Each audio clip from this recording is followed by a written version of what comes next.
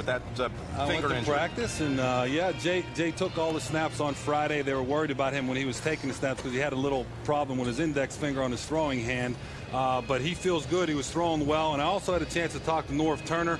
He's the offensive coordinator for the Miami Dolphins. He said, look for Chris Chambers to have a big day because Kansas City plays a lot of man coverage. They're going to try to get up there and stop Ricky Williams, so Chris Chambers will have a big day. Jay Fiedler, he doesn't have to throw the ball hard because Norv Turner's offense is all about timing. He's just throwing to the space. In a space, my grandma's 79 years old, and she said, baby, you know, I think I could get deep on Kansas City secondary. Simply because they're playing man-to-man. Every quarterback they played has gone over 300 yards, and I don't look for the Kansas City Chiefs secondary to stop the Dolphins today. I got a funny feeling, though, about this game here. This could be one of those little sandwich games coming off, well, the Jets last week, and next week Miami takes on New England, and the Chiefs have been in every game. They're 1-2. It's an explosive team, though, on the offensive side of the ball. You know, on the road, it seems like Priest Holmes plays a lot better than he does at home, but these guys are hitting it right because the Kansas City defense has just really been pathetic, covering, passing, and I think really that this is a game where it all falls on Dave Wanstead, the coach of the Miami Dolphins, to keep them from losing focus. You're right, Jim. Chiefs have been in every game. Cincinnati Bengals have been in every game also. They must show up to play. Coming up, we're going to continue live from Fifth Avenue in New York. And our Kansas City at sold-out Arrowhead Stadium for the Chiefs and undefeated Miami Dolphins. Hi, everyone. Kevin Harlan alongside Randy Cross. What catches your eye heading into today? Well, it's got to be the two running backs. We've got defense. We've got a lot of things here. But the two running backs out of the University of Texas, the Longhorns, the teammates, number 1 and 2 in the NFL, they bring different things to their teams. First, Priest Holmes running the ball well, but leads a real class to this team and this organization. Ricky Williams, on the other hand, Jimmy Johnson came to Miami, wanted a running game. Dave Wanstead wanted a running game. They finally have a running game in South Florida.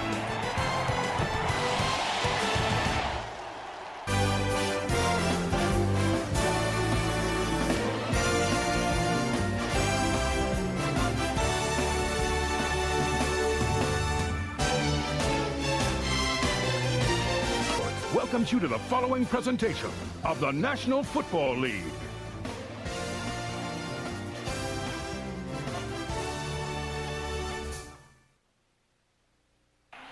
Over the years, football fans have watched Ricky Williams blossom from high school standout to Heisman Trophy winner. Now he's the NFL's leading rusher, and he's running wild for Miami.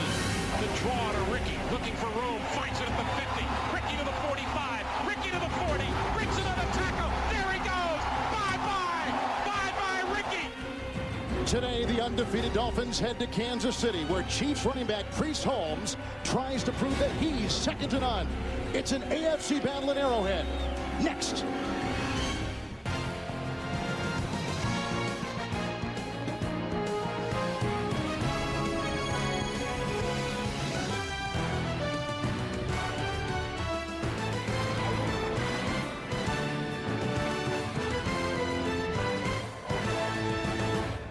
The Miami Dolphins, one of 6 unbeaten teams coming into today in the NFL with Randy Cross, Kevin Harlan. Can they stay unbeaten? Well, Kevin, we know it's such a game of emotion. Last week, Miami plays the Jets. Next week, they play the Patriots. A sandwich game. It's up to the veterans, not the coach, the veterans of the Dolphins to bring what they've brought the last 3 weeks and continue this run in the hardest stadium to play in when you're in this kind of game. This is an emotional place, and the Chiefs feed off it. All right, so the Kansas City Chiefs take on the Miami Dolphins. The kickoff is next here on CBS. He ran for 151 yards in a 30-3 win over the Jets. The Saints traded Williams, but they played surprisingly well. Rockin' Arrowhead, great day for football. The Miami Dolphins at 3-0. The Kansas City Chiefs at 1-2. Morton Anderson sets to kick off for Kansas City, many years in the NFL. A record holder, and on the left is Albert Johnson. He was out of SMU, a former Rookie of the Year in the Canadian Football League. The Chiefs, the Dolphins, and here we go from Kansas City. And a couple yards deep, Johnson will take it out. A block by Conrad. And he's off to the races, and Barty finally throws him down at the 48-yard line. An electric return of 49 yards. And downstairs we go to Beasley Reese. All right, thanks a lot, guys. The most significant things to watch today will be Jay Fiedler's finger. Now, this is my amateur effort at the tape job. They have it taped this way so he can't bend it back. He hit it, it's swollen in practice. And the thing to watch is, guys, I watched him warm up. He is clearly protecting that finger. It is obviously sore. Back to you. Thank you, Beasley, from the 48-yard line. First down and 10 yards to go for Fiedler. That's the talented rookie tight end, McMichael, in motion. The fake to Williams, a good fake it is, and outside to Rob Conrad, who is brought down nicely by Lou Bush. A flag is thrown, in fact, 2, as he takes the ball down to the Kansas City 45 as it stands now, a gain of 6. Coming off that tackle in that area, you got to think maybe you got a little grab on the face mask. The defender. There's a good chance. Ed Hockley, our referee, working this game. You're going to see a lot of matchups with the linebackers. It's the weak spot of the Kansas City defense. Personal foul, face mask, defense, number 44. 15-yard penalty, first down. So it's on Warfield. How about the Kansas City cornerbacks against the passing attack of Miami today?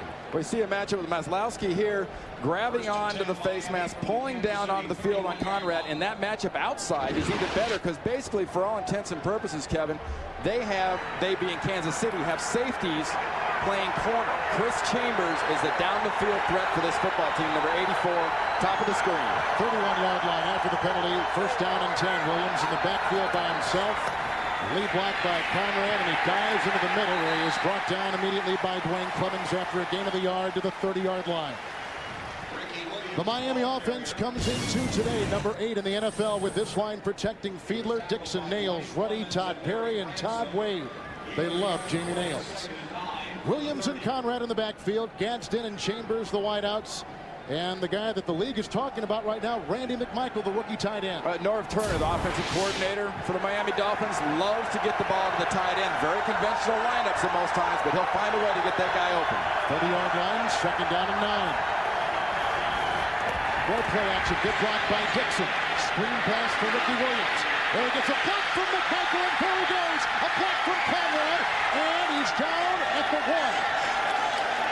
A 29-yard gain. Finally brought down by Jason Bells at 29. First and goal to go, Miami. This time last year, playing for the Saints, Ricky Williams at 250 pounds. This is probably a 10 or 12-yard gain. Watch the acceleration and burst right here as he gets by Marvcus Patton, the linebacker. Good blocking in front. He's got that burst. He's got the acceleration.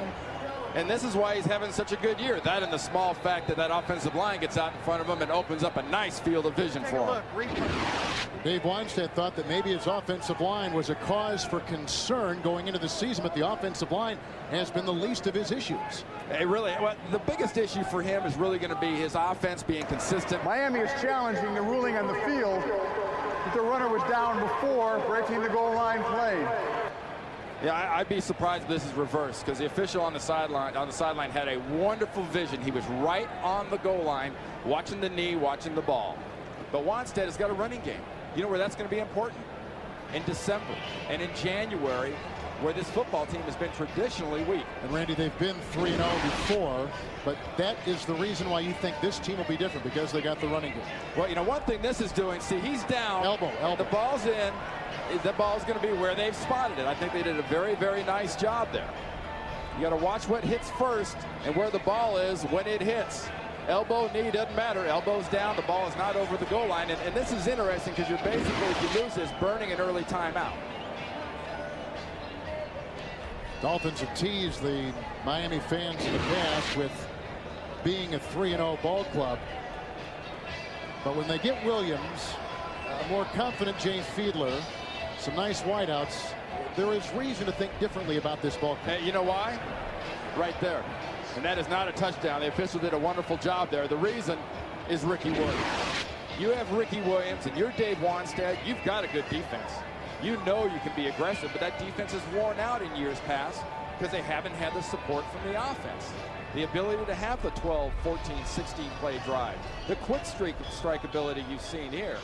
I mean, they in Denver right now are the best teams in the AFC.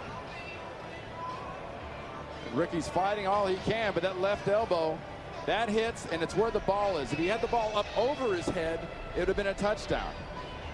Williams is probably even more motivated now, right, Randy, with the new restructured contract, the team that he believes in him. Well, and he's also on a team that is a team. You know, Dave Wannstedt has stressed chemistry. He's stressed togetherness. He watched what Bill Belichick did in his own division last year, building through chemistry and the football team really bringing out the leadership of its veteran players. That's what made that New England team great, and that's what Dave Wannstedt is aiming for in Miami. This guy will be a big part of it. Taking an awful long while to figure this one out, but that elbow went down and the ball was not across the goal line. The ball carrier's hindquarters hit the ground before the ball broke the plane of the goal line. Therefore, the ruling on the field stands. The ball is short of the goal line. Miami is charged with their first timeout. Well, you got to think why, you know, you're first and goal inside the one, basically, and you know you're going to probably punch it in. Yep. You can prop yourself on this right there. He's not down there, but he's down there. As soon as as Ed Huckley said, the hind quarters. On some people, they're not quarters, they're halves to fulls. Yes.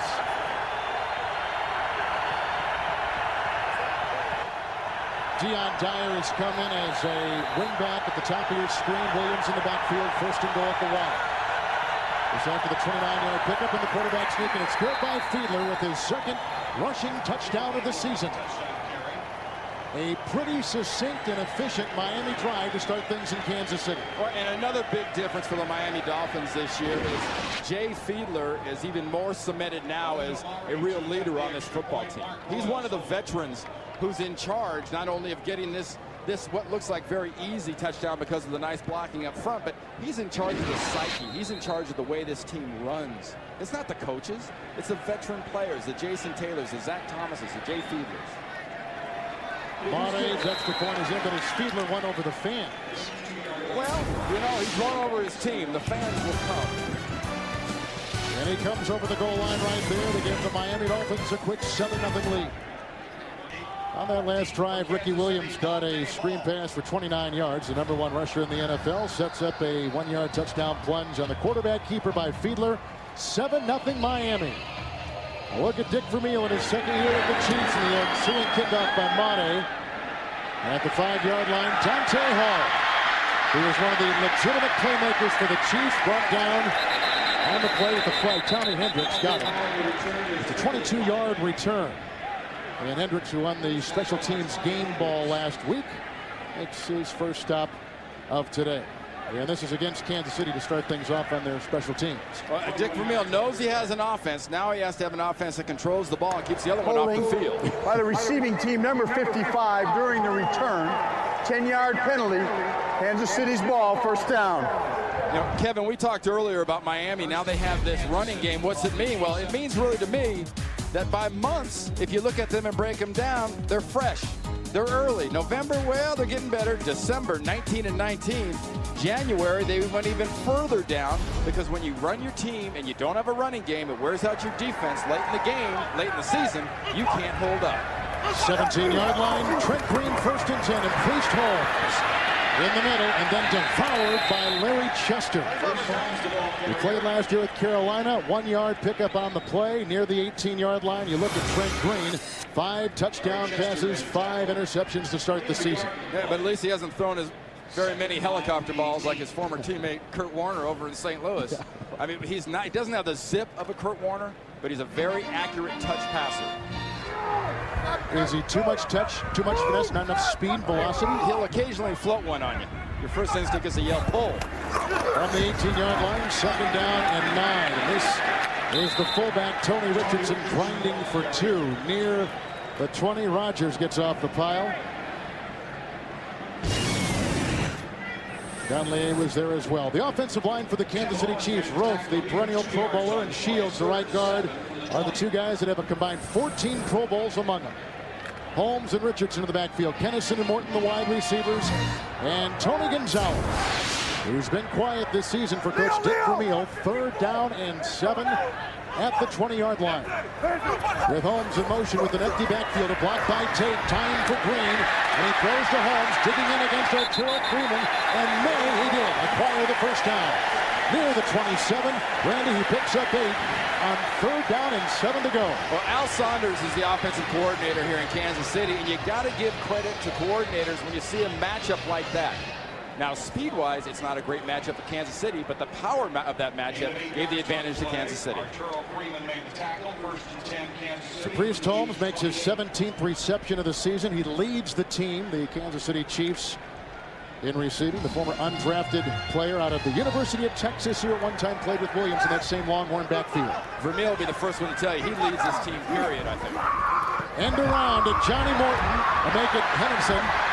And Eddie Kennison is out to the 32 and brought down on the play by Agunlier. A gain of 3 up to the 32-yard line. Agunlier on that line with Bowens, Larry Chester, and Jason Taylor playing with a suspect left knee today. Linebacker Zach Thomas flanked by Derek Rogers, who's having a very good season, and Moreland Greenwood. In the secondary, the corners Fletcher and Madison. And the hard-hitting safeties Brock Murray and Arturo Freeman. 2nd down, long 6. Surtain will not play, inactive today because of the injury. Outside the 31. And it's Holmes again digging his way, and no gain on the play. Well, they had Taylor there and Moreland Greenwood still at the 32-yard line. And still trying to find it 3rd down and long. Man, what Priest Holmes is going to see today, and he's off to a wonderful start, as you can see here. I mean, the touchdowns, to me, is the huge thing. 7 touchdowns so far. He's been just the offense for Kansas City. But what they have against them on the other side of the ball, power in the middle with Bowens and Chester, and nothing but dead speed from there. You can't go outside. Richardson in, 3rd down and 6 from the 32. Green down the middle, and caught by Gonzalez. He's at the Miami 39-yard line, brought down by Arturo Freeman. It's a gain of 30 yards on the play and a Kansas City 1st down. And this is how you want to see Tony Gonzalez used. Sometimes this football team uses him in a little bit more unconventional ways. You split him out, you have him as a wide receiver, you have him in motion. Put him as a tight end, strike him up the seam, and let him get those matchups as a former basketball player should. You should win those jump balls. He was not a factor last week in New England. That's because of Bill Belichick and that defense smacked him around and kept him out of prevented him from being a factor. 38-yard line, 1st and 10. Priest Holmes. Right there in the middle, they had Taylor. Gain of 2 on the play. Taylor makes the tackle for the Dolphins to the 36-yard line, 2nd down. Let's talk about the knee of Taylor. He's got the brace on it today. Not as big a brace as he wore last week when he hurt it against the Jets. Well, in practice it was big. For a game it's going to be smaller. I'll be honest, I looked at that coach's tape. I'm amazed. There's Jason Taylor. I'm amazed that he's able to play. I thought he'd be in surgery. And watch, see that hesitation by Priest Holmes because of Jason Taylor? The little stop, he can't afford to stop. This defense is too quick. 2nd down and 8 from the 36. Across the middle he goes again. This is caught by Dante Hall, who spins on a dime, takes it to the 22, pick up a 14. They're working on Freeman in the secondary. 22 of Miami, another Kansas City 1st down as Hall grabs his 4th reception of the year. Yeah, with a lot of talk these days about stocks that are down. If I'm buying players stock right now, I'm buying me a lot of Dante Hall.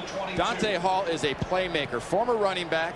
Dick Vermeil told the guy basically at the beginning of the year during the offseason, son, you're going to be a wide receiver. I know you can return kicks, but you make this team, it's going to be as a wide receiver, and he makes big plays. 22-yard line, 1st and 10 after the pickup by Hall. The pitch out to Priest Holmes. And Zach Thomas had a hand on him and finally jumps on his back, and no gain on the play, but Thomas was the initial hit. He's the leading tackler for the Dolphins. It'll be 2nd down and 10. 6 straight 100-yard tackle seasons for Thomas. You see this defense, the way it's held up in these opening drives, but it hasn't seen an offense, especially a Chiefs offense, that's this versatile. I mean, the Jets were not even versatile. They were kind of non-existent last week because of the ability of this defense to shut them down and the Dolphin defense to score points and put them in a bad spot. 10th play of the drive, Agunlier digging in, 2nd down and 10, 22-yard line, the fake to Holmes. Tate's blocker came through, that's Jason Taylor.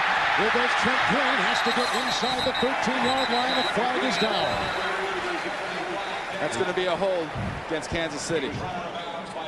They had Zach Thomas in pursuit, and the penalty flag is on Miami. Against Miami. Wow.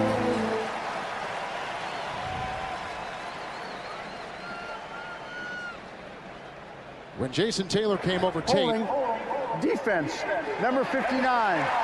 5-yard penalty from the end of the run. Automatic first down. That's Derek Rogers. As you see the expansion Texans on top. And look at Detroit on top. 10-0 over undefeated New Orleans. Some stories in the NFL coming your way. Hey, you want to talk about how much of a play emotion is in this football game, in our game right now? There's no other reason that Detroit should be ahead like that, because they're terrible. I mean, they're an insult to terrible teams. First down and goal inside the 9. Dolphins scored on a Fiedler quarterback keeper. This is the subsequent drive by Kansas City. And Green stays with his block here. The pass and a touchdown reception made by Tony Gonzalez.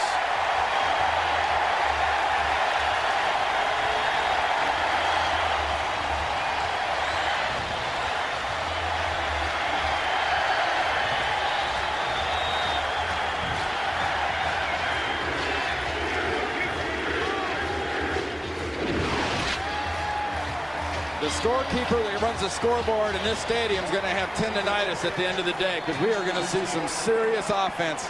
And this is how you use the Tony Gonzalez. Just sweep around Priest Holmes, affect the safety, and bring him down the middle.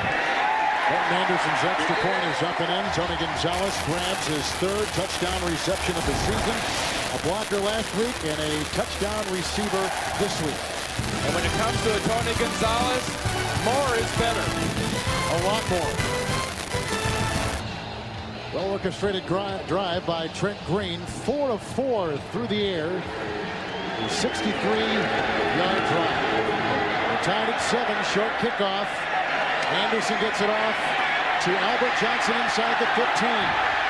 He gets a block by Gamble. He's being chased by Fertitta, who brings him down at the 41-yard line. A return of 26 yards. This could be like a pinball game. A lot of scoring today here in Kansas City. This offense needs Tony Gonzalez. Well, they need him in different spots. They actually brought him out of a flanker, sort of a split spot. They drug a receiver from the other side, put Priest Holmes out to the right, opened up a nice hole for Gonzalez. Outside the 40-yard line, Miami 1st and 10. Williams in the backfield. And he gets the call. Fumble on the play, recovered by the Chiefs, and Marcus Patton at the 37-yard line.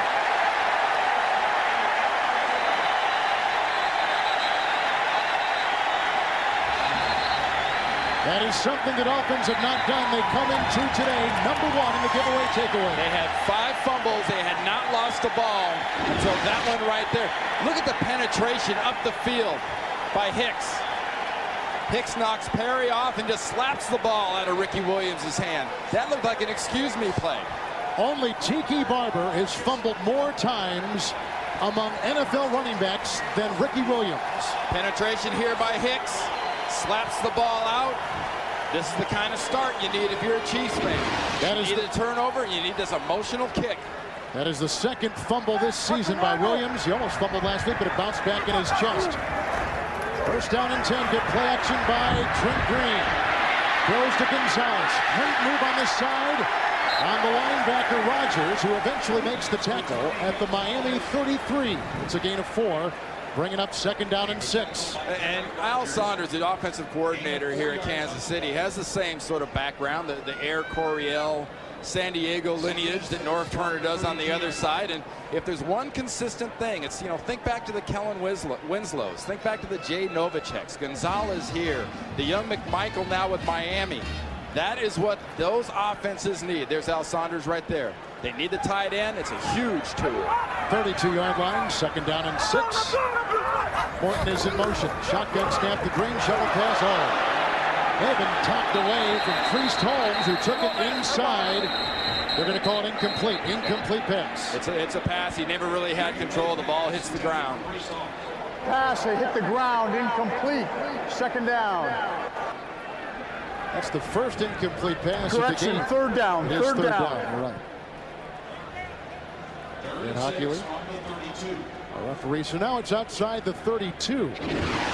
And 3rd down and 6. And the shovel pass, there isn't another pass in football that causes more, I guess, sort of emotional angst and excitement, sort of unwarranted-wise, from crowds at a football game, because you think that's a fumble. It looks like a quick flip and a fumble.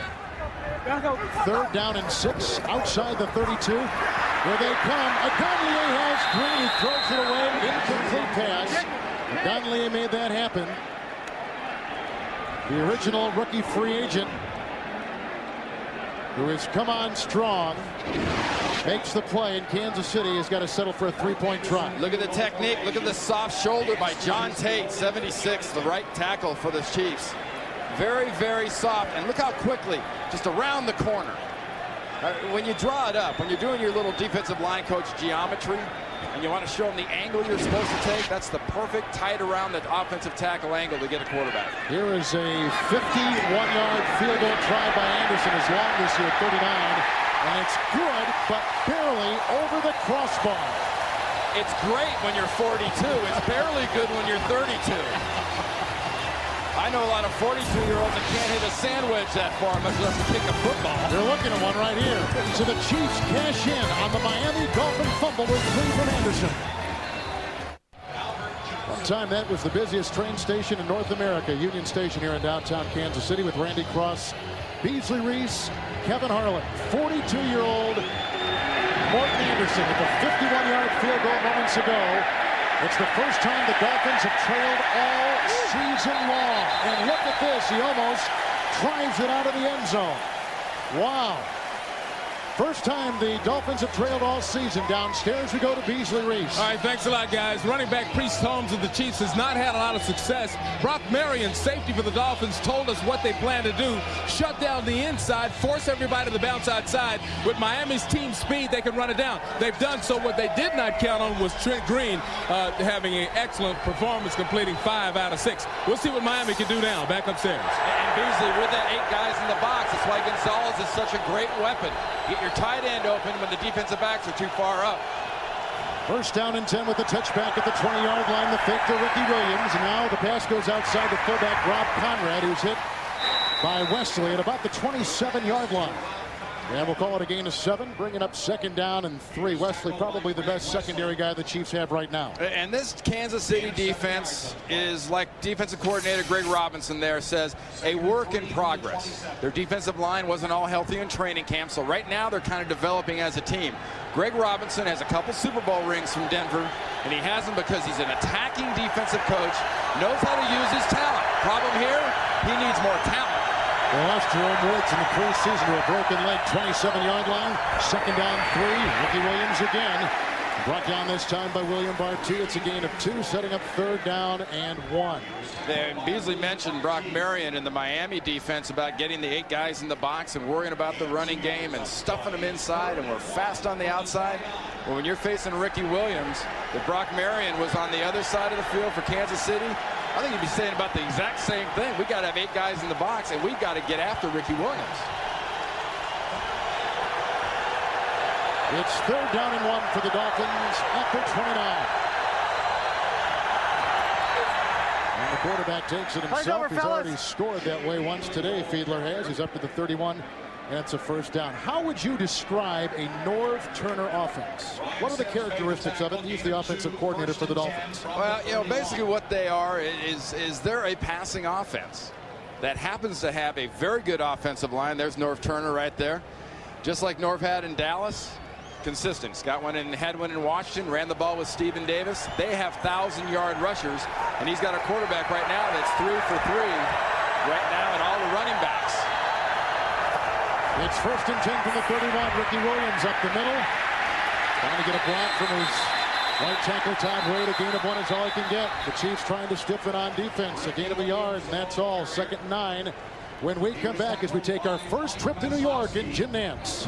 All right, Kevin, how about this? The Eagles defense had not allowed a touchdown the last 2 weeks, and the Texans had not scored the last 2 games a touchdown. But they do here on their opening drive. It is Carr to Bradford, 7-0 Texans. Let's go back to Kevin and Randy. Thank you, Jim. Corey Bradford, the Packers in Green Bay, said not good enough for us. He's making a dent with the Texans. And another good example of the emotional edge in a football game. But I guarantee you in that one, talent will overcome emotion soon in Philadelphia. 32-yard line, 2nd down 9. Here comes Fiedler quickly outside. That's caught by Chambers, hit by Wesley, finally brought down by Bartee, close to a 1st down, a gain of about 9. He's up to the Miami 41. I mentioned these corners. In this case, in this case Barty, is they're safeties. They're not that fast. And the chambers and the slants and the little short techniques, Norv Turner, the offensive coordinator we were just talking about, knows down the field with blitzes, he's going to get man-on-man coverages with Barty and Warfield, and if they go to a third corner, a Corey Harris, that will be open down the field, and down the field means Chris Chambers. It is a first down, 42-yard line. Rob Conrad, a receiver at the top of your screen. Williams in the backfield. Williams gets the call. Barty hit him first. Williams spun off him, corkscrewed for 2. He's up to the 44-yard line. It's a gain of 2. 2nd and 9 coming up. One thing I'm seeing right now from Miami that I'm a little bit surprised at, honestly, is kind of guys watching. You know, Dave Wanstead's wide receiver right there, Chris Chambers, sort of watched Barty collapse that play inside and make that tackle. A lot of standing and watching. They don't have that bounce, that real fire and sizzle. They're acting like, hey, we're more talented, we should win. 2nd down, 44-yard line for Fiedler.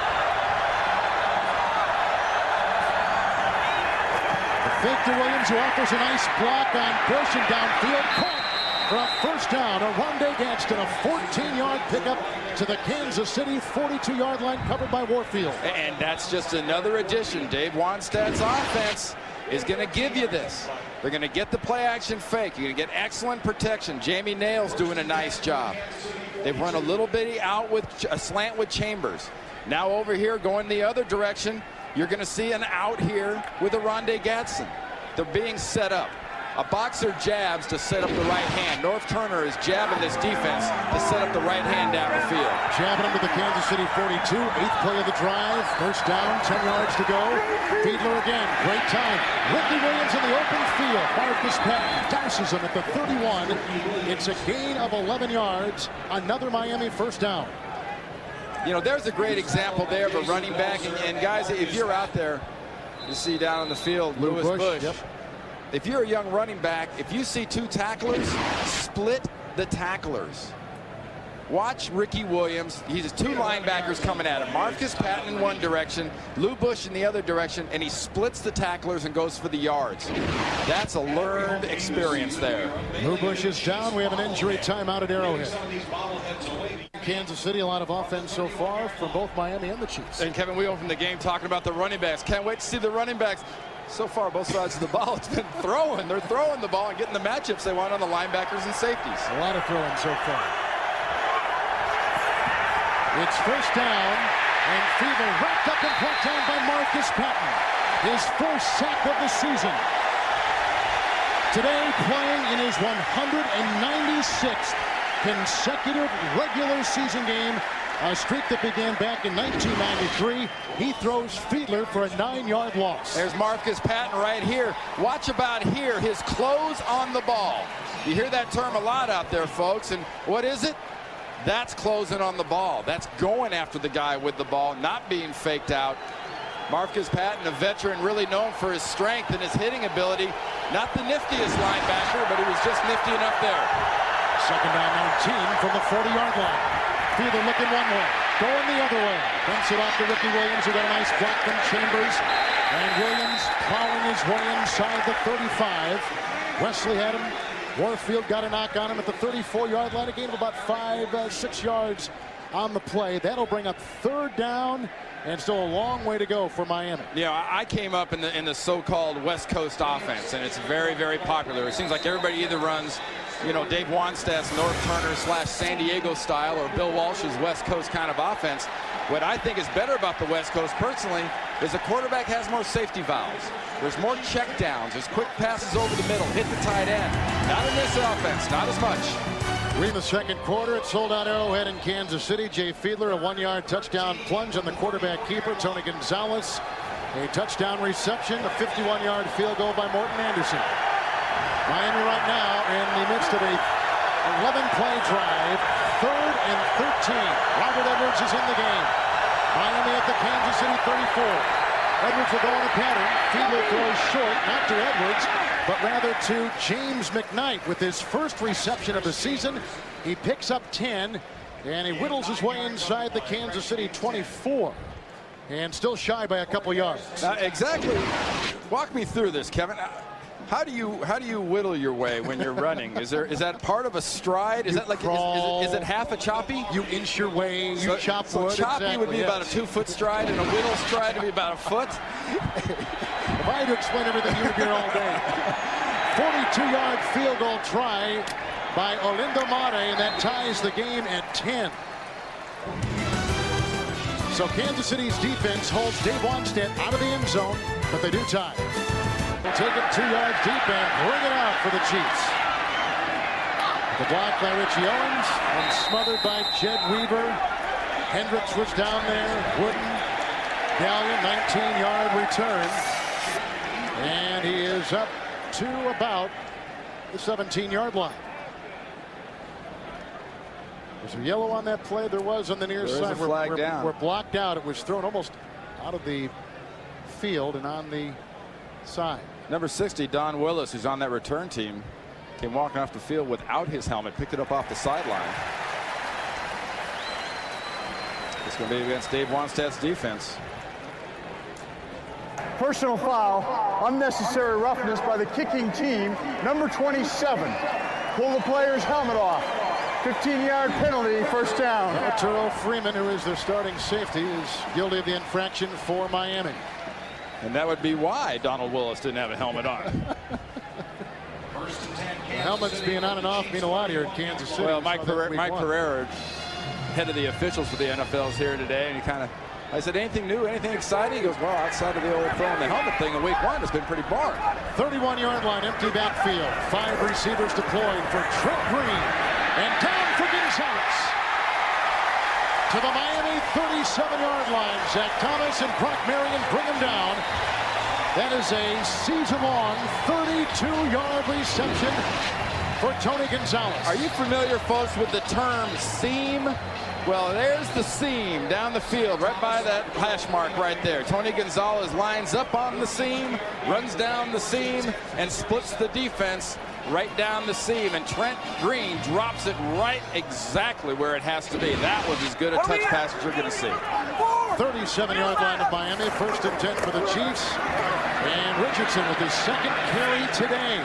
Diving over the 35, picking up 3s to the 34 and brought down by Chester. It'll be 2nd down. Take a look at one of the newer additions on the defensive line of Miami. They've bolstered themselves a bit there, and they feel they're better this year there than they were a year ago. Well, they got rid of Darryl Gardner, who, didn't have the best attitude in the world, and they've improved themselves. It was a addition by subtraction theory, but one thing they didn't subtract is Big Tim Bowens, 95. That guy is an all-day man.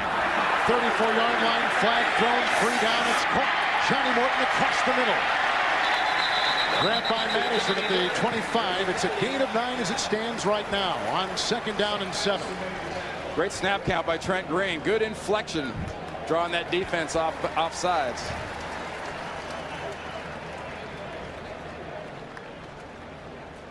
Offside, defense, number 59.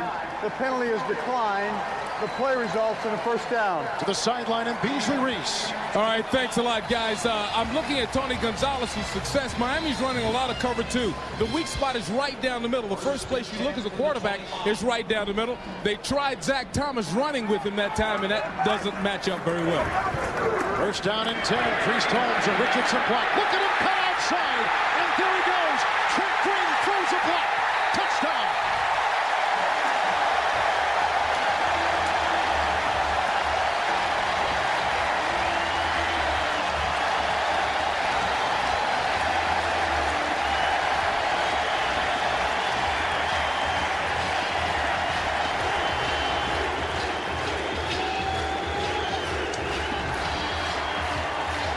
Do you have any idea, Kevin, how much a block like that buys you with your teammates? Watch Trent Green towards the middle, towards the end of the play, but look at the vision of Priest Holmes. Keith Rowan, the tight end coach, told me before the game, he's got the most unbelievable vision. There's the block by Trent Green. He can put that one in the bank with his boys in the locker room, but look at that. Go left again.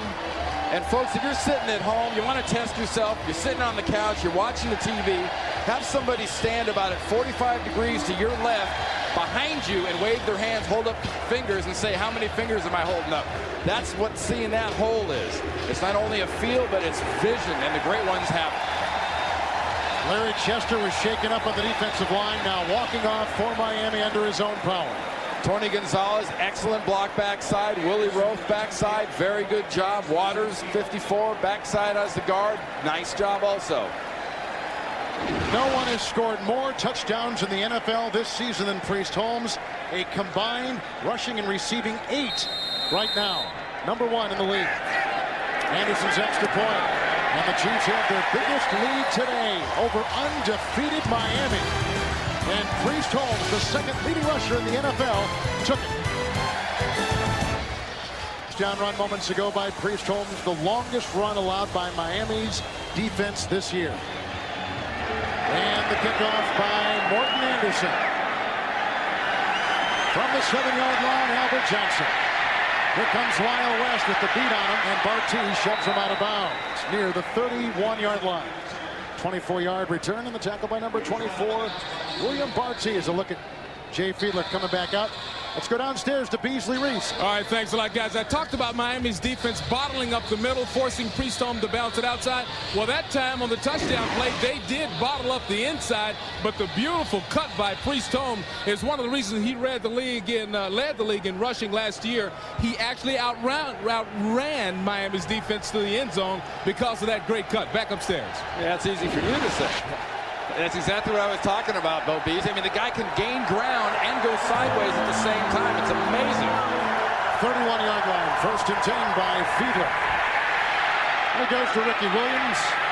He was brought down to the 34-yard line by Barty. It's a gain of 3 on the play. 2nd down, 7 coming up. Houston's lead is gone in Philadelphia, as you see. Talent shall prevail over emotion when there's that big a gap. Well, explain that then. 13-zip winless Detroit over undefeated New Orleans.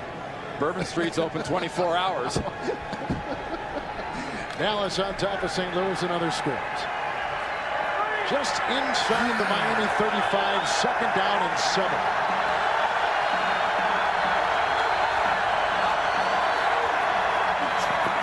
Ricky Williams gobbled up by Downing. And a fumble on the play. It's his 2nd of the day. And the Chiefs have recovered for a 2nd time. Unless they say he was down. No signal yet. There was nobody blowing a whistle and pointing at the ground. That was a fumble. And like we said, the 2nd today and the 3rd in as many weeks for Ricky Williams.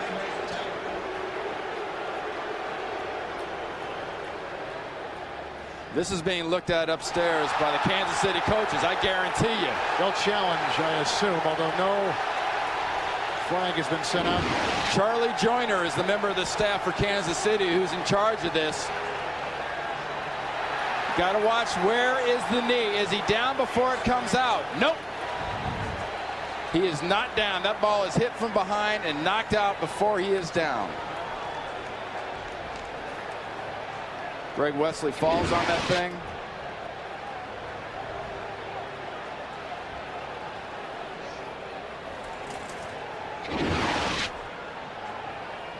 The blow will come in from this direction. Ball's fine. Should be down by contact, though. Right there. I don't think he's down. I don't think the legs are down. But I'm sure that's what they're thinking now, down by contact. Yeah. If that's the case. The ruling on the field was that the runner was down before the ball came loose. The result of the play is a 1st down. Well, yeah, he's mellowed, hasn't he, folks? My old college coach, Dick Vermeil, he still has that sparkle in his eye and that intensity when you talk to him. You know he might have mellowed a little bit, but not that much. Jay Fiedler, 9 of 9, passing today. Scored a touchdown on a quarterback sneak. 41-yard line, 1st and 10. The fake to Williams, there goes a flag. Stop that play in mid-motion. Before the ball was snapped, ball start, offense, number 82. 5-yard penalty, it's still 1st down.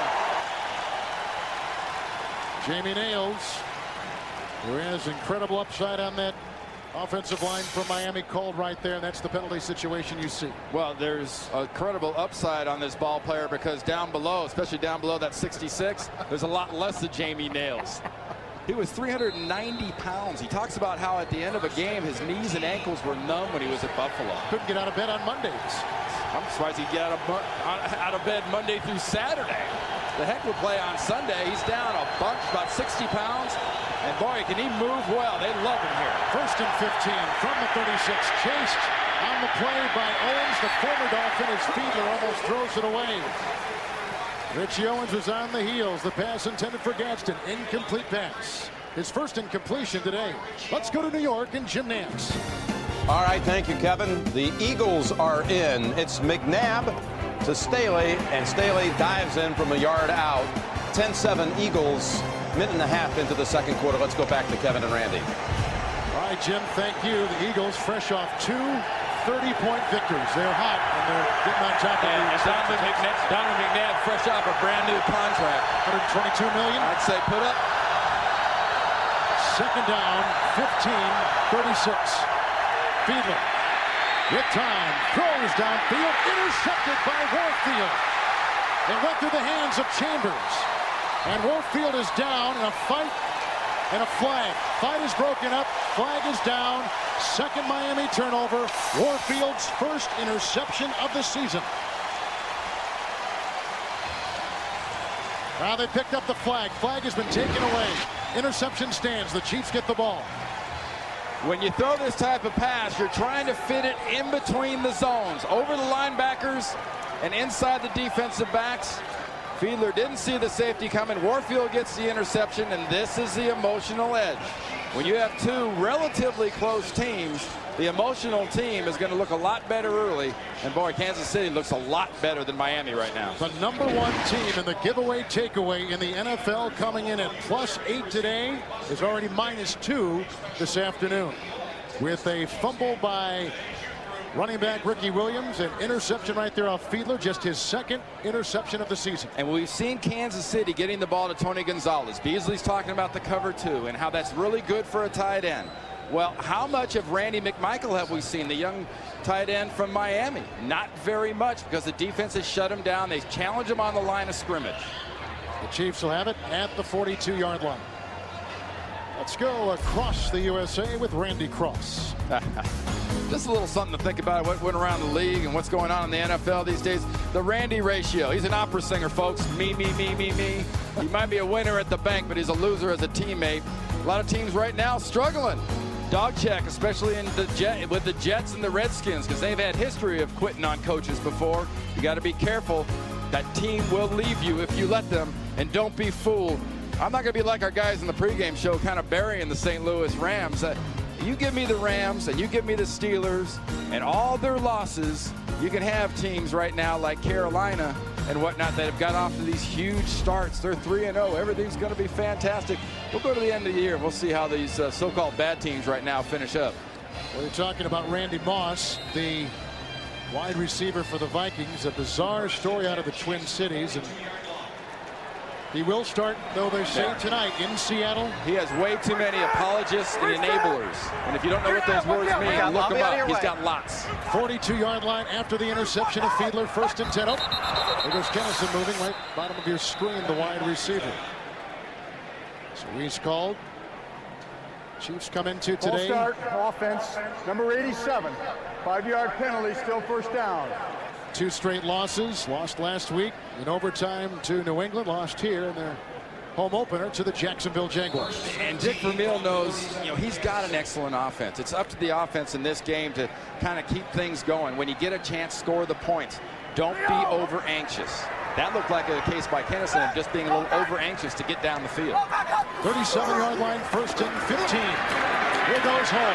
Got down by Fletcher along with Moreland. Greenwood, loss of a yard on the play. And that'll be second down. The next till halftime report is up next. Jim, Dion, Dan, and Boomer getting ready with special guest Peyton Manning. Those scores and highlights all coming up in the next till halftime report.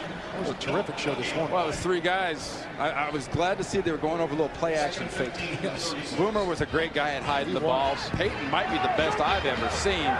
And Dan Marino didn't have to play action much because everybody knew he was going to throw it every time anyway because he didn't have a running game. Tell you, it was good with Steve DeBerg, a former Kansas City quarterback. That play action. Second down, 16. Outside the 35, going deep. Green, he's looking for Kennison. And he's got it. Inside the 20-yard line of Miami. And that's against Jamar Fletcher, the second-year player, their top pick last year. Patrick Surtain out of the game. And when you get a chance, take a shot. Is this fancy? No. Are these great moves? No. This is smoke. Fletcher never takes his eyes off him. The problem for the Miami Dolphins is he was pulling away from him as he was watching him. Fingertip catch. That is the kind of ball Trent Green will throw. Very, very catchable when it gets there at a long distance. Might not be a zipper. Might float a little, but it's accurate. 46-yard gain. 18-yard line. 1st and 10. Green. And throws it away. Flags all over the field. The pressure from Bowens. Tim Bowens. They almost tackled Tony Gonzalez down about 7 yards down the field. And Jason Taylor was there as well. Bowens and Taylor smothered Green. And the hobbling Green, the result of that sandwich they got from those two big defensive linemen for Miami. And that's the reality of dealing with a Tony Gonzalez as a tight end. He gets down that field and kind of settles over the ball, trying to give Trent Green somewhere to go with the ball. And defensive backs have got to grab him. Linebackers want to grab him because they don't want him running away from him.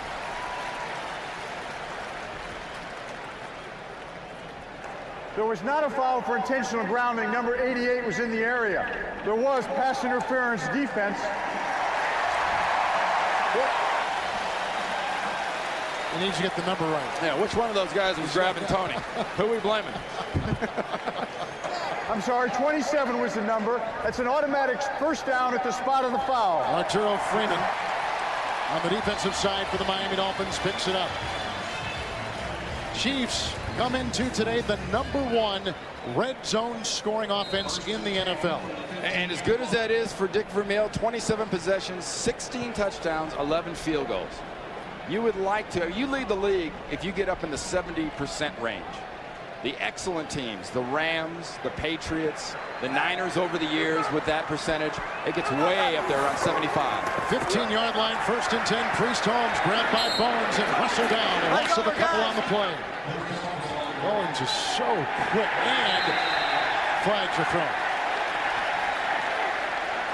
Larry Chester is back out there. They were calling an earlier play. Hey, off the field. Tim Bowens comes to work in a bad mood. He goes home in a bad mood. He might be in a great mood when he's at home, but you have to respect a Tim Bowens. If you don't respect him going in, he will beat some respect into your head. After the play was over, personal foul, unnecessary roughness defense. Number 64. Half the distance to the goal, automatic first down. That is Larry Chester. Remember what I said earlier, Kevin, the start of the game about emotion in the sandwich game. You beat the Jets last week. You got the Patriots next week. Dave Wanstead is a big motivator for his football team and started telling them at the beginning of the week. You know, and you heard on the pregame show, we talked earlier about this, that, you know, the guy said it's up to the coaches. It's up to Dave Wanstead to get his team ready. It's up to the veterans. I disagree. You got to have players that want to make plays, that want to be emotional. They don't have it right now. 8-yard line, 1st and goal for the Chiefs. Green looking to his second option to the end zone. It's caught. A Johnny Morton touchdown reception, his first touchdown as a Kansas City Chief.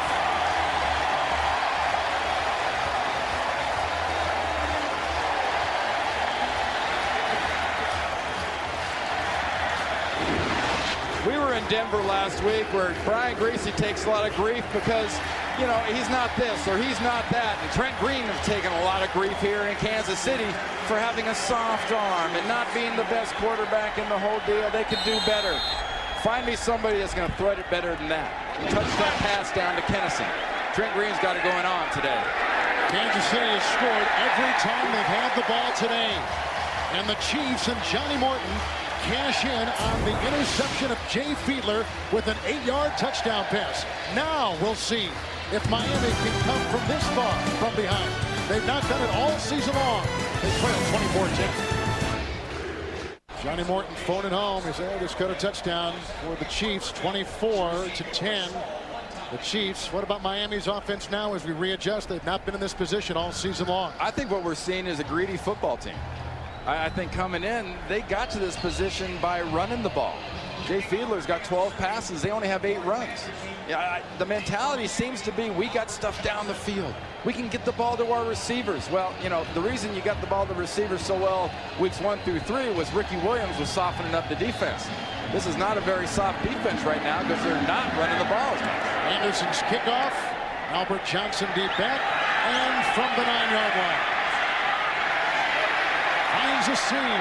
Fujita got him as he was coming through that flank. Omar easy there as well. 27-yard return. Inside the Nelson Atkins Museum here in Kansas City, one of the world-renowned museums. Oh, you must have some big people here. That's a how tall is that net?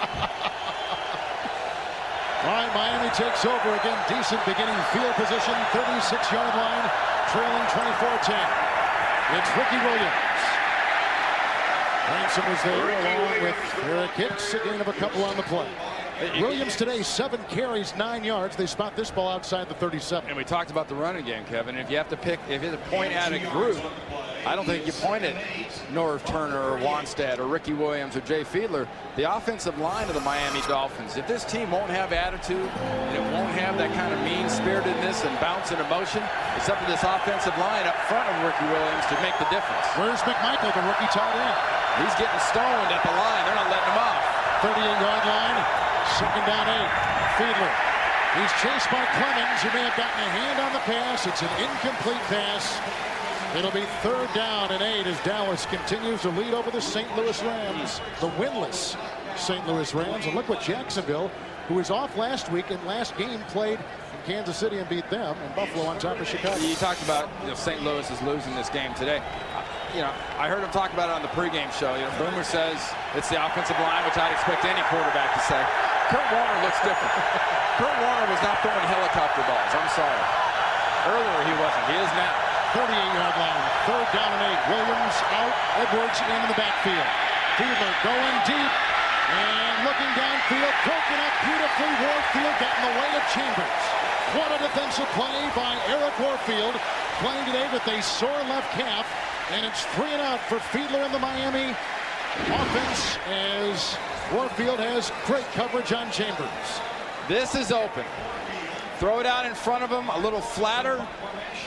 The ball comes in there as on a big arc, and that gives Warfield that time to catch up. But that's the play down the field going in. I think Norv Turner and Jay Fiedler in this offense knew they had deep down with Chambers. Mark Royals to punt. High and hanging, and Dante Hall looks into the sun, and he fumbles the ball, and Trent Gamble was right there and smothers Hall, who smothers the ball after the 49-yard boot.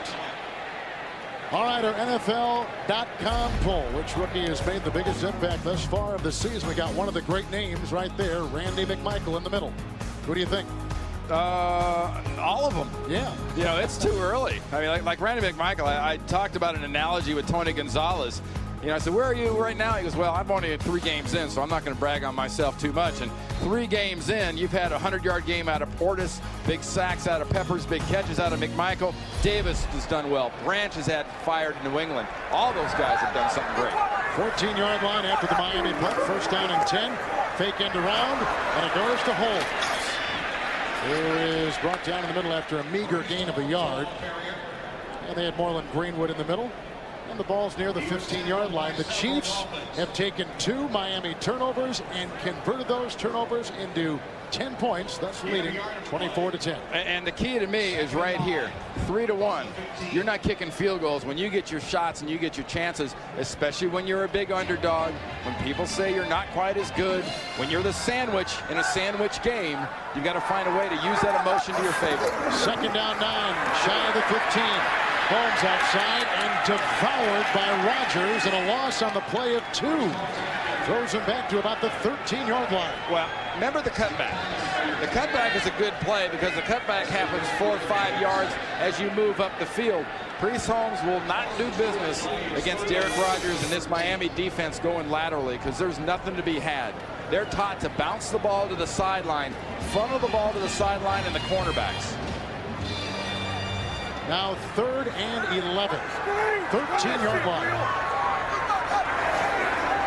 He's in the gun. Outside he goes. It's caught on the screen pass by Holmes. Lead block by Whitman. He's out to the 15, well shy of the 1st down. Had to get near the 25 in Kansas City, like Denver before them. Rather by Miami before them. He's got to punt the ball with about 6.5 remaining here in the 2nd quarter from sold-out Arrowhead. That's the one direction, too, you saw on that play, 93. Ogunleye came in there and made that tackle from behind. All the blockers were out front. Everything's happened. That's speed and that's hustle breaking that play down. Dan Straczynski, 37-year-old punter, who's been with a fair number of teams, is set to boot this inside his 5. Albert Johnson is deep in. Aiming for the sideline. That's where it goes. Well, coming into today, we told you there were 6 undefeated teams in the NFL. Miami, one of them. Well, what makes you a hot commodity? Very, very good talent in a lot of cases, and chemistry. Chemistry right now is huge right here with Carolina and San Diego. When you have the other side of the ball, what makes you a cold commodity? Lack of chemistry, lack of emotion, and in a lot of cases, lack of talent. Here's the poster child right now for lack of talent. That'd be the Detroit Lions. And Minnesota, well, Minnesota's Minnesota. Good beginning field position. 43-yard line, 1st and 10 for Fiedler. Williams in the backfield. Rob Conrad is in motion. Ricky Williams, a Conrad block. He breaks a tackle from Tajay Allen and stiff-arms his way inside the Chiefs' 30-yard line into Belzer and out of bounds at about the 27-yard line. And Belzer came up there after that contact with Ricky Williams, holding his right side of his lower back. And he's not the one that should be holding the right side of his lower back. It ought to be right there. Wesley meets him in the hole, says, see you later, bye. And here's a 20 pounds lighter Miami Dolphin running back Ricky Williams. He has the power in the hole, and he's at 230 pounds, able to accelerate afterwards. This is the meanness. This is the nastiness and the emotion this football team needs. Timeout. Wesley, one of a couple Chiefs who missed that initial hit on Ricky Williams, is trying to knock the cobwebs loose. 1st and 10 from the 27. And there's the other guy, Jason Belzer, whose dad used to play for the Chiefs a long time ago, and he's, after 11 years with the Colts here in Kansas City. Lyle West has come in the secondary at safety. It's 1st down and 10 from the 27. Outside, Rob Conrad. And he pummels his way to the 19-yard line, a gain of 9. And out of bounds by Lou Bush, a linebacker for the Chiefs. You know, we saw something kind of interesting, and granted it's a squeezed field, but we talk about 8 guys in the box. How about 9 guys in the box worried about Ricky Williams? I guess that's one of the problems when you have a running back just dead run over one of your safeties and almost hurt one of your corners that are trying to tackle him. You're going to stuff that box full of people and try to get him in that guy's face. Well, Robinson, the defensive coordinator for the Chiefs, 2nd down 1, 18-yard line. Ricky Williams picking and poking his way and following the block of Todd Perry. Brought down by Marcus Stanton. The flag is down as he crosses the 15-yard line. Somebody had too good of a hold of their technique. And the other guy. Yes, right. No.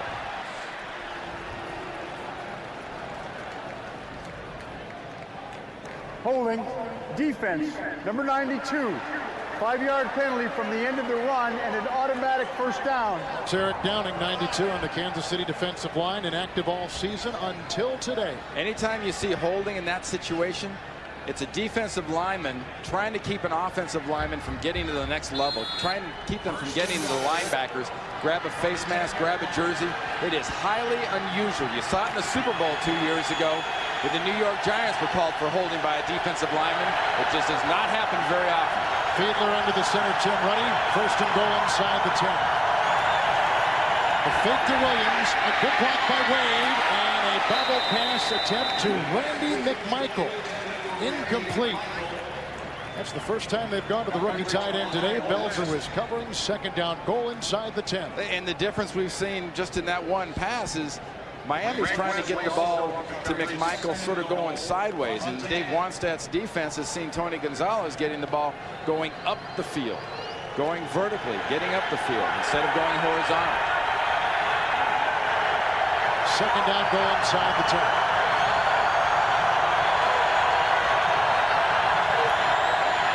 Ricky Williams finds a hole and gallops inside the 5 and drags the defender to a 3-yard position. Lyle West finally brought him down after a gain of 7. It was like a battering ram taking it into the teeth of the Kansas City defense. Well, you know, if you're looking for moves and you're looking for cute, Ricky's not your guy, because there aren't many moves here, folks. This is straight down the middle. This is run over a safety in West, number 30. And if not for a good job and support late coming from the backside by Wesley, or I'm sorry, by Belzer, that would have been a touchdown. 3rd and goal outside the 2. Jed Weaver has been brought in as an extra tight end. Williams, look out from the side, because here comes Dwayne Clemens. And Maslowski in there, and Ryan Sims, the rookie #1 pick out of North Carolina. It's 4th down and goal. If you're Dave Wannstedt, what do you do? I'm tempted with a Ricky Williams in this situation to go for it, but emotionally, what do? Emotionally, I think you take your points, get them on the board, and get out of here. We'll talk it over as Dave Wannstedt has burned his 2nd time out. Interesting play coming up, a decision on 4. Dolphins have scored every time they've had a goal-to-go situation this year. This will be number 10. The previous 9 goal-to-go situations, 6 touchdowns, 3 field goals. If I'm Dave Wannstedt, I feel a lot more comfortable right here going for this if it was 9 possessions and 9 touchdowns. You've gotten to this point, doing what you had to do. You featured Ricky Williams, making people look bad.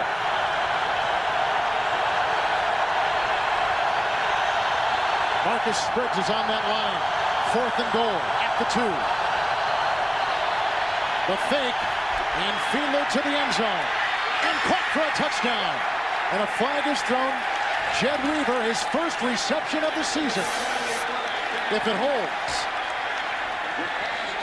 If it holds. Pass interference, offense, number 82. The penalty is declined. First down.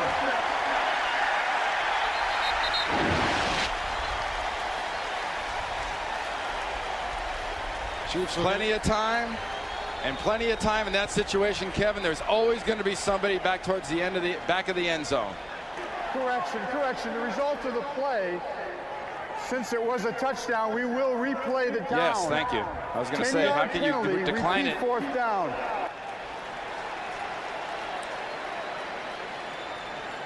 And the penalty actually was called on Weaver.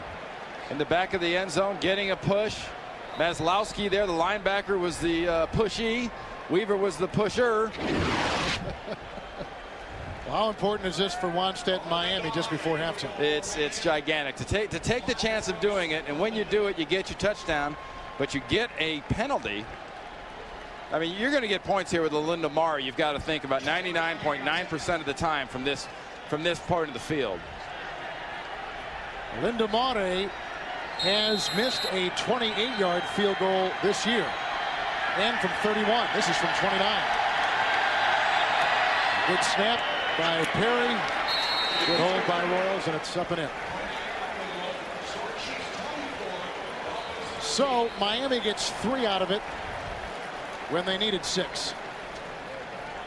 I was going over my rule book there for a second when I saw our referee Ed Hockley say interference, pushing, 82 offense, plays decline. Why would you decline that? Well, more sad news for the NFL. It seems like every week we are mourning the loss of another great name, and this is a guy that I know that had an effect on your career both in college and pro. Mike Webster, the great Hall of Fame center for the Chiefs and for the Pittsburgh Steelers. Hey, we shared an offensive line coach, one of the great ones, and Dan Radakovich, who coached that great Steelers offensive line, and it just has to give pause to players across this country that have ever played this game at this level. That, you know, at 50 years old, you know, that a guy would die at 50 years old, and so much of it can be directly traced back to his career in the NFL. There's something the Players Association has to be aware of and address, and I think there's something that the league has to be aware of and address, because this is not an isolated case.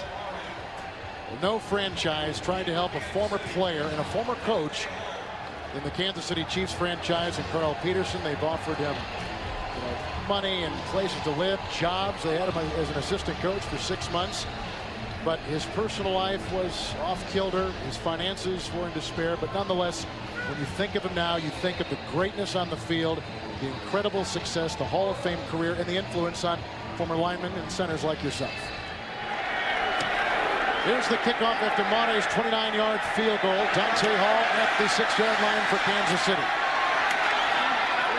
Drilled by Sean Wooden. And Tommy Hendricks there as well. At about the 22-yard line, a return of 19 yards. As Hendricks can hit you.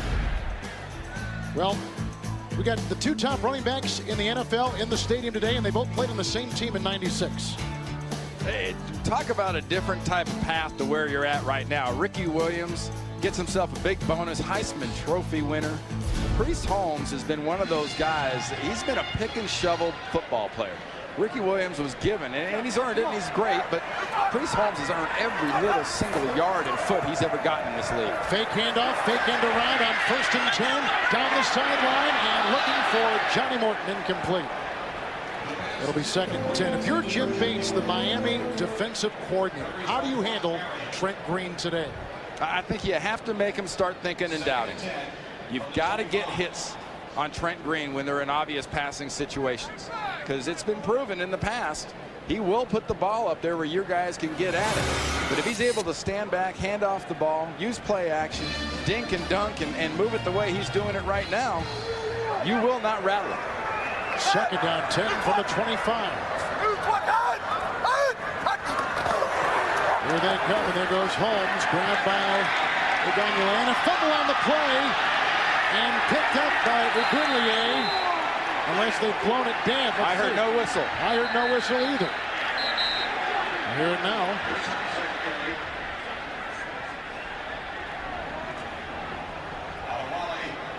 And his forward progress had been stopped. He'd been stopped and spun. The ball came out late, but if there's not a whistle, you've got action. The runner's forward progress was stopped before the ball came loose. 3rd down. Hey, you heard just right at the edge here, great audio of the defensive players. Hey, you didn't blow the whistle. The ball was out. Well, and the key really is the Ugonulane right there. Watch the forward motion. That's stopped. He's going down. Now the ball's out.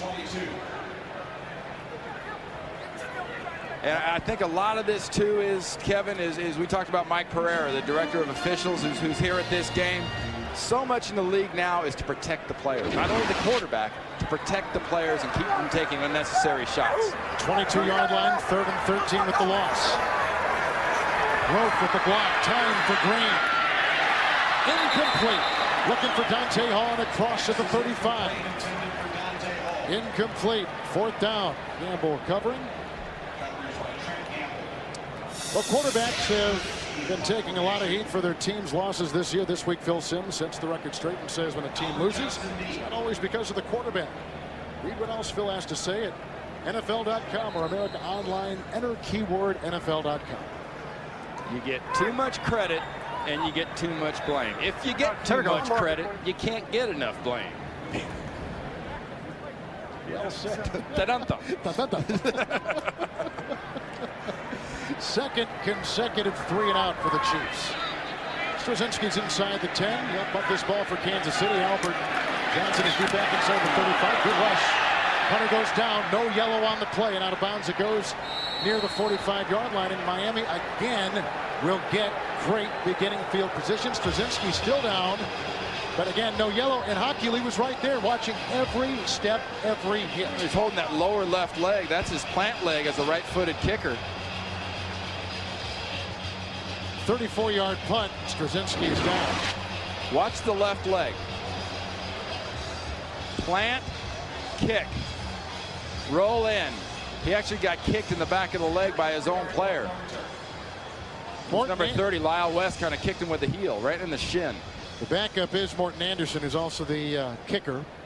Oh, at 42, how much more are you asking out of this guy? Hey, you know what? He could kick another 5 or 6 years. He's as a dual? Yeah, he could do it both. He's done it before. 21 years out of Michigan State. That great career he had that started in Atlanta. Right. You know, at Michigan State, known as the Great Dane. Yep. Just an amazing kicker. His longevity and the way he conditions himself. You know, he lives in Atlanta still in the offseason, and he's just one of those guys. Guys like this play this long for a reason. You know, guys like Jack Rudney, who was a great center here in Kansas City, played that long for a reason. Jackie Slater in LA played that long for a reason. Takes unbelievably good care of himself and has the same kind of strength in the leg now. You saw that kickoff he had, almost kicked it out of the end zone. This is a developing story for the Chiefs as Straczynski, and as Randy accurately says, that left foot, left leg is his plant leg. Well, you're winning your fantasy matchup. Get real-time scores and stats for your fantasy team at CBSSportsline.com. Go on AOL, enter keyword CBS Sportsline. By the way, in addition to being the punter, Straczynski is also the holder for Anderson. And the backup holder in case Straczynski goes out is Todd Collins, who is the second team quarterback.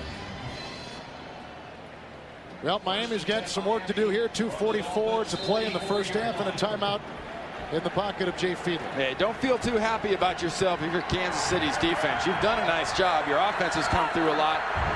But Miami's very capable of putting a quick 7 up here on you. 34-yard line, first down and 10. Fiedler. Outside he goes. Chambers.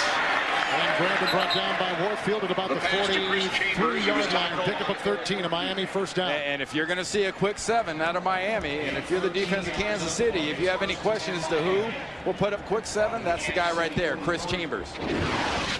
Because of the speed, he gets the respect. Warfield playing off, just forces him up and stops and turns. That's one of those patterns that I don't think enough players and people around the league really appreciate the timing that goes into that chemistry between the quarterback and the receiver. Well, there's a lot there. 43-yard line, first down and 10. He throws the ball, caught by McMichael for his first catch today. And the rookie tight end out of Georgia takes a couple with him on his back to the 30-yard line to pick up a 13. And now Miami will watch the 2-minute warning descend upon them. Stopping the clock, and they're on the move, and they trail 24-13 in Kansas City. On the Kansas City punter, Straczynski down there, and Kevin Harlan alongside Randy Cross. Pretty important drive coming up for Miami. It's pretty important. More important for Kansas City. You've done all this work for so far in this first half. You can waste a lot of it right here with letting this football team get away and let them get into the end zone. Miami has a little bounce and a little swagger to them right now. They've got a little history behind them too, and you can see inside 2 minutes, first and 10, 30-yard line for Jay Fiedler. Nice time to the sideline, caught by Oronde Gadsden, grabbed by both Warfield and Marcus Patton. It's a gain of 14 yards. He's to the 16-yard line. Now the key for Dave Wanstad's football team is finishing the deal. Just close the deal here, and the deal is closed with a touchdown. They held you to a field goal on the last possession. You got great running out of Ricky Williams, but you got a penalty that made you kick a field goal. Close the deal with 6. 16-yard line, first and 10 for Fiedler. A fake to Williams. And then the pass to Ricky with Marcus Patton on the trail. No gain on the play. Back to the line of scrimmage. Back to the 16-yard line. It'll be second down. You got a chance here. I'm going to use it's kind of a strange term, so sort of stay with me, Kev. This is either going to be an oh yeah score, which is a field goal for Kansas City, or an uh-oh score for Kansas City. Because if Miami gets 6 here, for all the confidence and everything else in the Chiefs, there'll be a team kind of, uh-oh, here come the Dolphins. Second down and 10, 16-yard line. Dolphins have a timeout. Dedrick Ward is in. Outside, Ricky Williams gets the one-handed pass. Stiff arms his way into Barty. Stops the clock. Running out of bounds at about the 12 or 13-yard line. And on the play, he picks up 4. Roughing the passer against Miami. Oh. Against Kansas City. Kansas City, I mean, yeah. Exactly. That's an uh-oh personal penalty. Foul, roughing the passer. Defense number 99. A blow with the elbow to the quarterback's head. 15 yards, half the distance to the goal, first down. Right defensive end, Dwayne Clemens. Now, I mentioned earlier about the NFL is going to take care of players, make sure they're not exposed to unnecessary hits. Oh.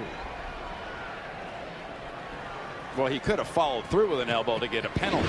He's going to do it. That's, well, you know, if you hit the quarterback and your arm gets high, you're going to run the risk of doing that. I'm not going to call that a bad mistake, a stupid mistake. That's just something they're going to call, and you got to be aware of that. Inside the 7, shy of the 6, first and goal for Miami. One timeout, 40 seconds to play in the half.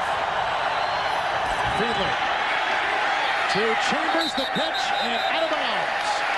That's the headlines from Mark Hittner, who makes the call on the side. Incomplete. Second down and goal. 36 seconds to play in the second quarter. And Greg Robinson, the defensive coordinator of Kansas City, knows who the problem guy is. Problem guy is the outside receiver, Chris Chambers. That's a heck of a catch. Ball, but he lands out of bounds. So often you see crossing patterns come out of those bunch formations. Nice pass, nice touch. No good, only in Canada. Robert Edwards is in. Second down, goal at the 6. First carry by Robert Edwards, weaving his way inside the 5 and digging his way to the 1. Tackled by Peck. Holding against Miami. Flag on the Dolphins. That levels out the uh-oh penalties.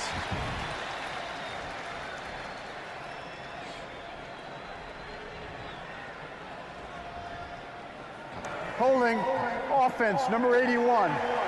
10-yard penalty, repeat, second down. A rookie. The rookie Randy McMichael. You know, sometimes, and we don't see it too often when you get big penalties back to back like this, and it's not a case of it being, you know, you're a basketball guy. There's sort of make good sometimes. You get a call that's kind of touchy on one side, basketball, they'll call something on somebody else. Second down and goal at the 16. Find Chambers if you're Kansas City. And Fiedler goes underneath. It goes to Robert Edwards. Getting the beat on him is Maslowski. And powers him out of bounds at about the 13-yard line. Clock at 22 seconds. Dolphins again with that timeout. A gain of 5 on the play. Nice job by Greg Robinson's defense from Kansas City of taking things away down the field. They're not even getting anything back into the end zone. They're making him dump the ball off short. As bad as tackling is in the NFL, some part of you wants to say, well, how bad is dumping it short because so many guys aren't tackling well. But right now, Kansas City is doing a great job at tackling, especially Maslowski on that last play. Inside the 12, third down and goal. A shotgun snap by Ruddy. Here comes the rush, and the pass is caught. A gain of 4 on the play to Dedrick Ward. He's at the Kansas City 7. The clock continues to tick. The Dolphins have a timeout. Fiedler's going to sit there and tell him when he wants the clock stopped. And they'll try for the field goal. And this is pretty good for Miami, but it's real good for Kansas City. This is the oh yeah score if they get a field goal. You don't mind giving them 3 in this shot. Nextel halftime report. Getting ready and organized in New York for you, Jim, Dion, Dan, Boomer, and special guest Peyton Manning. Scores and highlights a very roller coaster day in the NFL. Teams that weren't supposed to win are winning, like right here in Kansas City. Coming up next on the Nextel halftime report. And if you're Jake Vermeil and you're going in at halftime right here, you've really got a great positive. You've got everything you've done in the first half, and now your defense has stopped them. Your defensive coordinator, Greg Robinson, there standing next to you, is taking a lot of heat. The defense has taken a lot of heat, but today they've gotten a couple big turnovers, and in these situations when they had to stop them, they've managed to stop them. 25-yard drive by Orlando Mata. 3 more on the board, but Miami had 2 goal-to-go situations, and both times, Randy, they've had to settle for 3 apiece. If you get goal-to-go, you lose when you kick a field goal. There's no other way to look at it as an offensive player. You're paid to score touchdowns, not use the kicker. Samari is booted 3. A look at Brock Marion as he walks off the field. Kansas City got a touchdown run from Priest Holmes. Touchdown catch from Tony Gonzalez. Let's go downstairs with Beasley Reese. All right, guys, I'm with Coach Wansack. Coach, what are you going to tell the guys in the locker room? Well, obviously, we're down a turnover margin 2-0. We're still within a score. We just got to come out and play football the second half. I mean, we knew coming into here, it's a tough place to play. We would have to win this thing in the fourth quarter, and that's what it'll come down to. Thank you, Coach. By the way, no team has scored more fourth quarter points in the NFL than Kansas City. So it's going to be a chore any way you look at it. We're at halftime, and the Chiefs in a surprise leading undefeated Miami 24-16. 16 lead for the Chiefs over the undefeated Miami Dolphins. Kevin Harlan, Randy Cross. What are you looking for in the second half? Well, you know, Jim Nance in the pregame and us at the beginning of the game said that this was a sandwich game. That's right. Well, so far, Miami's kind of choked on that sandwich, and it's because Kansas City has played some defense, and their offense has been down the field and not conservative. Don't get conservative. So Miami has it teed up. with Mare at the 30-yard line. And deep back Dante Hall for the Kansas City Chiefs. And a perfectly placed kickoff, out of bounds, touchback to the 20-yard line. Moments ago, Beasley Reeves had a chance to talk with Dick Vermeil. Coach, what was your message in the locker room at the half? Well, first off, I said we've got to do a better job in exchange of kickoffs. We're losing field position to those guys. They're getting the ball out too far. Then the other thing is second quarter with our lead and we're backed up, we're kicking the ball and they're back on the field in real good field position. So we've got to move the ball when we're backed up. Even though we have the lead, we got to get out of there. We got to get out and get our defense off the field. We're putting them back on the field in poor field position to defense. Thank you very much, Coach. It's 1st and 10, and Priest Holmes sent on a dive for a gain of 1. Larry Chester makes the stop for Zach Thomas. 2nd down 9. And that's a great point Dick Vermeil just made to Beasley Reeves, too, about average field position starts. I mean, Miami's at about the 35-yard line, it seems, every time they get the ball. And Kansas City's down around the 20 every time they get the ball. And Dick's offense has got to move and keep doing what you were doing. You didn't get there by being conservative. You used Gonzalez, you used the receivers, you used Holmes. 2nd down 9. Quick slant from the 21-yard line. Pass is caught close to a 1st down. Johnny Morton, gain of 9. And let's see where they spot it. It is. Get the 1st down. And this is a good example. Trent Green, it's not complicated. It's not wide open. But look at the body position that Johnny Morton, his receiver, got in front of Sam Madison. The only way for Madison to get to the ball was to go through Johnny Morton. That's one of the little sly receiver tricks that some of these veterans like Johnny Morton learn. Trent Green has thrown 2 touchdown passes today. 30-yard line, 1st and 10. Priest Holmes going to be slippery, but taken by Chester and Brock Marion and Moreland Greenwood. Gain of 2. And they'll spot it near the 32-yard line. Yeah, we just keep talking about what are you going to do and how you're going to move the ball and what you want to do. And I keep mentioning, don't do this. Don't bounce this way. You've got to go and hit. Get up the field, because this defense is taught to funnel the ball out. And there's going to be linebackers and there's going to be corners out there to make the tackles if you keep funneling it. Very fast defense. 2nd down, 8, 32-yard line. Johnny Morton is on the fly. Tate with the block. Good time for Green. Hitting Priest Holmes out of the backfield. A gain of 11 yards up to the 43-yard line.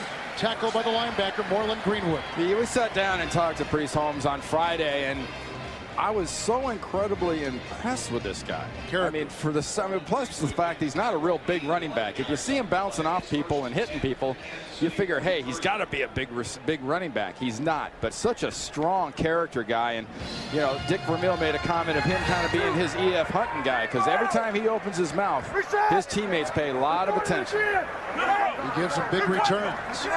43-yard line, 1st and 10. Green again down the middle through the hands of Gonzalez, incomplete at about the 43-yard line in Miami territory. Arturo Freeman, Brock Marion there, 2nd down 10. You got to like the play calling. You got to like what the Kansas City offense is doing. You see the Miami Dolphins defensive leaders, you know, defensive lineman, defensive back. Where's Zach Thomas? Where are the linebackers when you're talking about tackles? Because Zach Thomas is a guy, especially against a team like this, that will lead your football team in tackles every single week. 2nd down, 10, 43-yard line for Trent Green outside. Priest Holmes, chased by Rogers, and brought down after a 1st down at the Miami 43-yard line. A 14-yard pickup. Priest Holmes, as we said before, the #1 receiving AFC running back. And he shows it today with this 3rd catch. Well, one of the reasons you're not seeing much Zach Thomas is game plan. Because Al Saunders says, hey, look, if Zach Thomas is going to line up here and he's going to come here and he's going to be a pinball, watch my running back swing out for a pass. Look at Zach. He's blitzing. And that's how you become a pinball. You get Waters bouncing you around, you end up on the ground, and your quarterback has the time to flip it out for a good run to the running back. 1st and 10, 43. Down the sideline for Tony Gonzalez. Chased by Madison, breaks a tackle of Arturo Freeman. His 2nd touchdown catch today.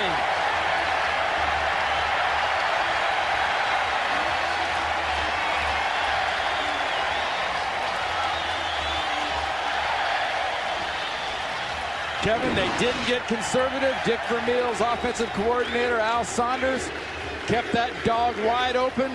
Used the flips to Holmes. Look at this move right here. Does he go out of bounds? No.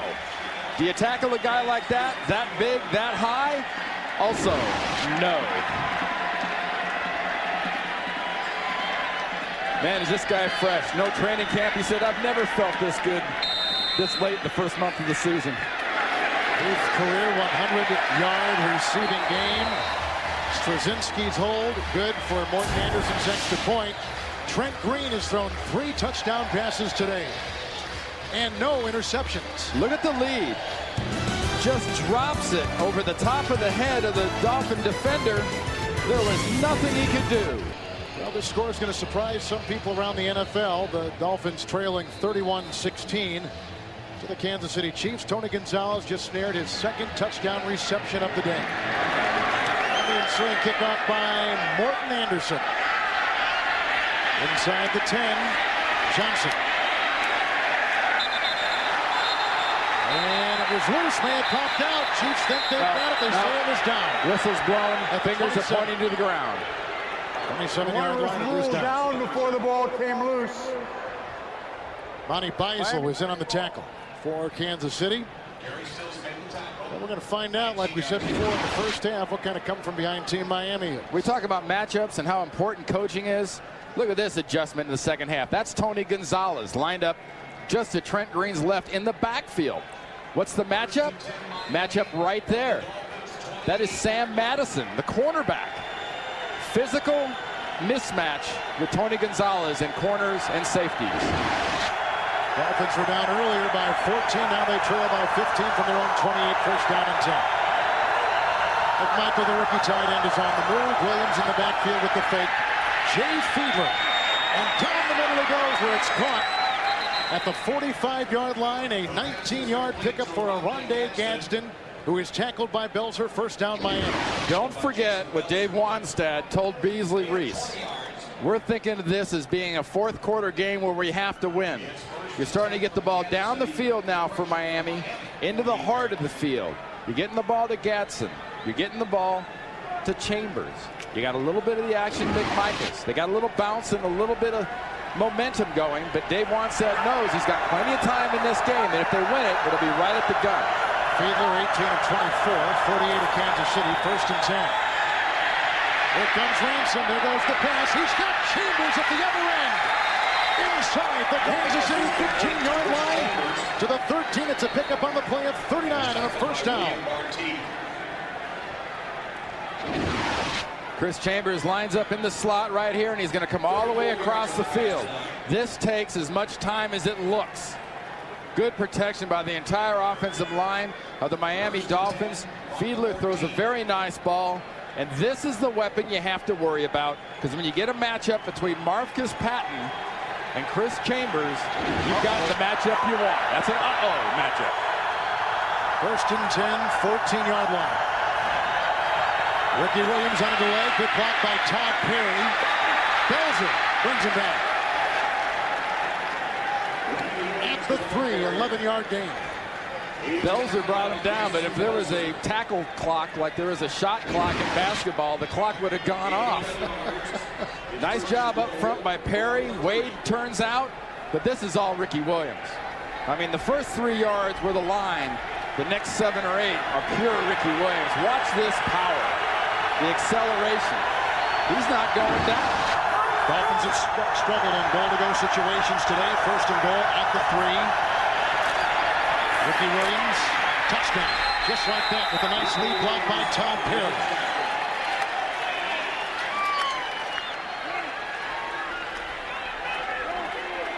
Dave Wanstad made the point yesterday to us, Kevin, that it's amazing when a player like Ricky Williams makes a play, it lifts the entire team. And here's 2 pure want-to runs by Ricky Williams. He wasn't going to be tackled on the last one. And what kind of a chance do you think any of these players on the Kansas City side on the defense have of getting them? You're not going to come in from the side and tackle Ricky Williams when he's got that head of steam and that want-to working. Williams gets his 4th rushing touchdown of the season. Mane extra point is up and in. And Miami cuts the Kansas City lead 31-23. Ricky Williams against the Miami Dolphins, back in business. And Arrowhead, Kansas City, 31-23, the Chiefs. Dante Hall dropping it at the 4. At the sideline and safely out of bounds. Sean Wooden drove him out at about the 17-yard line. 16-yard return. Trent with Randy Cross and Beasley Reese, Kevin Harlan, Arrowhead in Kansas City, 31-23 Chiefs. After the kickoff from the 19-yard line, 1st and 10. Trent Green has thrown 3 touchdowns today. Winding up and going at it again. Bobbled, and Morton on the juggle vacuums it in. What a catch. And a 1st down to the 32, and it's a gain of 13 on the play. You want to say this is unbelievable concentration. And you want to say at points, this is kind of luck. But this is just pure, hey, looky here what I got. The eyes never left the ball. Morton, as he's rolling over, the pass, the protection, everything's good. Watch Johnny Morton's eyes in his head. Follow the ball, catch the ball. His best day as a Chief, Randy. He's got 4 catches today, had 5 coming in. He's got a touchdown reception, 32-yard line, 1st and 10. The fake to Richardson, the pitch to Holmes. Jason Taylor didn't bite, flag is down. They've been going to Jason Taylor a lot today running the ball. And, you know, they talked about rotating and keeping Jason Taylor fresh with that left knee that's been hurting. They've run right at him, and you know what? They haven't got a whole lot done over there either. The brace on. He has a 2nd-degree MCL sprain. Number 8, he was moving forward at the snap. 5-yard penalty, repeat, 1st down. And Beasley Reese, what do you have downstairs? Well, I'm watching Trent Green put on a show. This is a breakout game for Trent. You remember this guy led the NFL in interceptions with 24 last year, setting a team record. His 71.1% QB rating was 2nd worst in the AFC. He is marvelous today, and it's exactly what he needs and his team needs. Back to you. Thank you, Beasley. 15 of 20. Trent Green throwing today, 1st and 15. Inside the 28, near the 27. Dante Hall's in the backfield. That's who get the pass from Green. Tackled on the play by Gamble, gain of 1. Beasley, let me bring you in one more time. There was not a lot of respect I sensed in talking with Dolphins secondary players yesterday for the arm of Trent Green. I think they're getting surprised today a little bit. You know what? And that's a good way to get in some quick trouble. They did say, I won't call names, but they did say he didn't have a lot of zip, that he was more of a touch passer, but he has zipped a couple in today, particularly to Tony Gonzalez, and he's throwing to receivers while they are covered, showing a lot of confidence. You know, it hasn't been so much zip as placement and accuracy. And he's throwing it right where he needs to. 14 plays, stopped in mid-motion. Before the ball was snapped, false start, offense, number 77. 5-yard penalty, still 2nd down. And let me give you a little perspective, too, to add on to what Beasley was talking about with this Kansas City Chief team. Last year, Trent Green had all those interceptions. Last year, he didn't have much help on offense besides Tony Gonzalez. If you stopped him and you stopped Priest Holmes, Trent Green couldn't throw it anywhere else. That's why quarterbacks get that many interceptions, as they try to force it to people who can't catch it. This offense now has got the system and the talent for the system. Defensively, they got the system, but not quite the talent for the system. It's only the 2nd year of a 3-year building plan for Dick Vermeil. 2nd 19, 23, great time for Green. Passing across the middle. Cracked by Thomas at the 33, a gain of 11. It'll be 3rd down and 8. How would the play action work in this Kansas City offense, you think? Yeah, I think it'd be I think it'd be much better. But, you know, this style of offense doesn't feature a lot of play action. But with a running back like that, you think it'd be excellent. Nice job of jamming by Sam Madison. And there's been a Zach Thomas sighting. Alert the police. He's not missing any longer. And when he's finally sighted, he sighted 12 yards down the field. That tells you something about this KC game plan. 34-yard line, 3rd and 8. Here goes Green on the run. He's got to get to the 42. He's got open room, and he's being chased by Fletcher, the rookie, and out of bounds at the Miami 42-yard line. That is a career-long run. The longest of his career, 26 yards for 9th-year veteran Trent Green.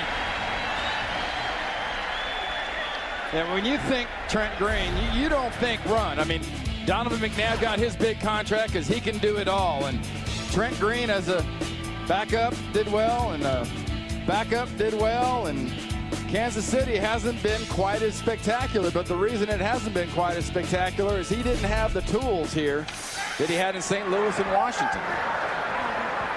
Dolphin 42, 1st and 10. Green to Holmes. Thomas is chasing. Flag is thrown. And he's out of bounds at about the 33-yard line. This looks to be on Kansas City.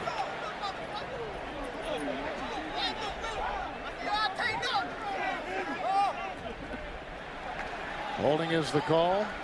Tried to go and stretch that run a little bit. Much to the chagrin of head coach Dick Vermeil. Holding. Offense, number 82. 10-yard penalty.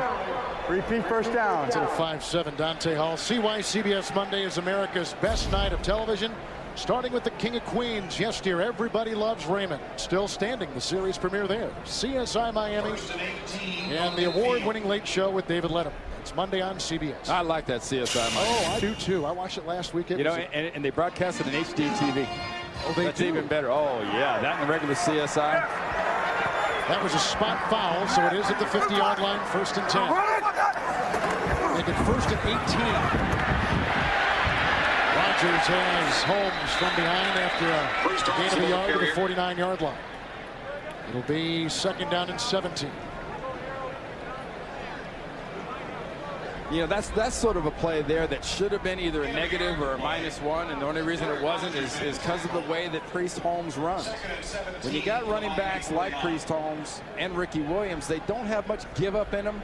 They don't have many of those, you know, let's live to fight another day kind of running style that fall to the ground when they figure they're beaten. They fight for every last little scrap. 2nd down, 17, Miami's 49. Here comes Taylor. Here goes Green. Oh, and some contact. Incidental. No yellow on the play. They were going deep. The coverage was applied by the rookie Jamar, make it the 2nd-year player Jamar Fletcher.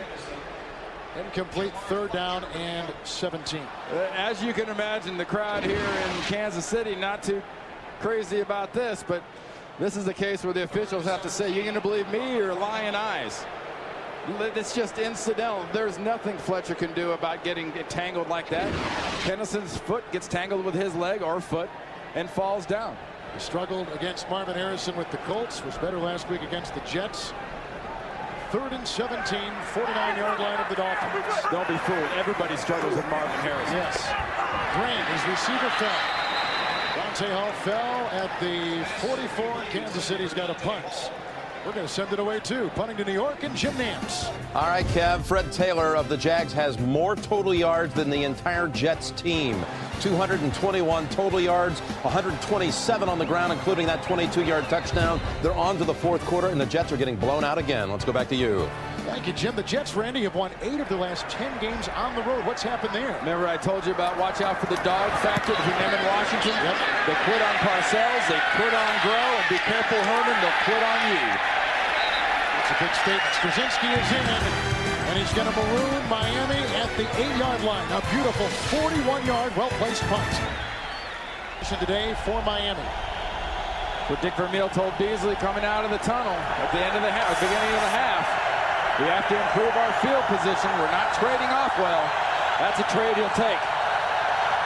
8-yard line, 1st down and 10 for Fiedler. The fake goes to Williams. The time plentiful. And the pass on the money. Caught 21-yard line. That's good. He was forced out. Chambers grabs it. A 1st down at the 21, a gain of 13 yards. I like this kid. First out of bounds by Rule. That's a complete pass. He has 4 receptions for 74 yards today. You want to talk about upside? Chris Chambers has as much upside as any young receiver we have in the NFL. Watch him catch the ball. Would have come down in bounds. Crowd doesn't like it, but wouldn't expect him to. Would have come down in bounds, but Warfield forces him out. Excellent call by the officials who were right on the spot. 21-yard line, 1st down and 10 yards to go for the Dolphins. Ricky Williams stood up and belted. Right off the bat, Marcus Patton, gain of 1 at the 22-yard line. 2nd down and 9. You know, it's really eerie how much this Kansas City Chief team reminds me of a team I played on earlier in my career.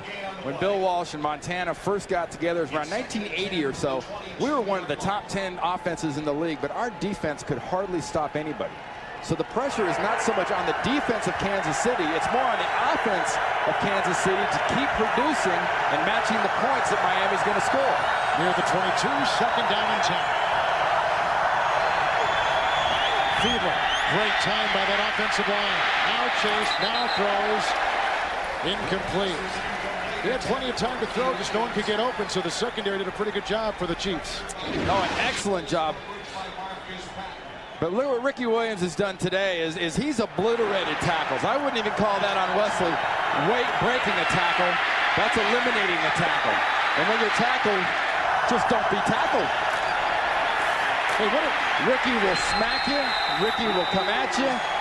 And if you're going to tackle Ricky Williams, you had better have help. 3rd down and 10. Outside the 21, shy of the 22, Fiedler.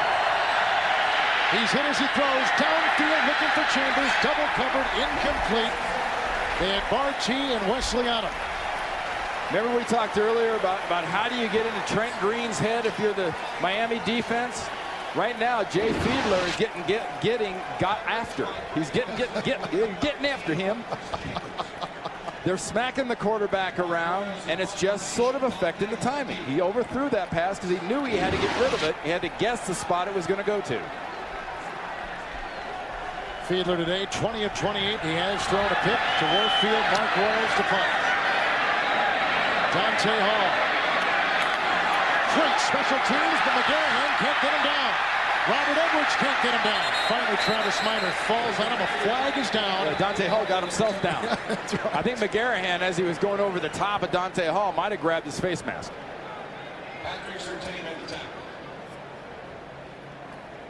44-yard punt. Well, Ed Hockley, he stays in pretty good shape, doesn't he? He does. He's a lawyer in Phoenix, Arizona. Avid weightlifter. He lifted something. In fact, if you drive downtown Phoenix, it's his name is in the firm. During the return, personal foul, face mask. The kicking team, number 43, 15-yard penalty, 1st down. You know, most officials, the stripe on their shirts go up and down. Hockley's got a kind of muscle thing. They kind of V into the middle. I think he tailors those shirts. He pushes the Chiefs up to the 39-yard line, and it's 1st and 10 after the Miami punt. Holmes in the backfield. There's a block by Whitman, but it doesn't deter Miami, who closes in. Gain of 3 on the play. They had Zach Thomas and Jermaine Haley. First time we've called his name today on that defensive line, making the stop. 41-yard line. It'll be 2nd down and 7. See, this is a little different defense that Miami runs. Look how wide the defensive ends are on the outside. So it really makes the linebackers have to fill these various holes inside. And good execution. This is Dave Wannstedt refers to this as kind of the old college 4-3 with linebackers off the ball. Dante Hall end around on 2nd down and 7 from the 42. He gains 5 near the 47-yard line.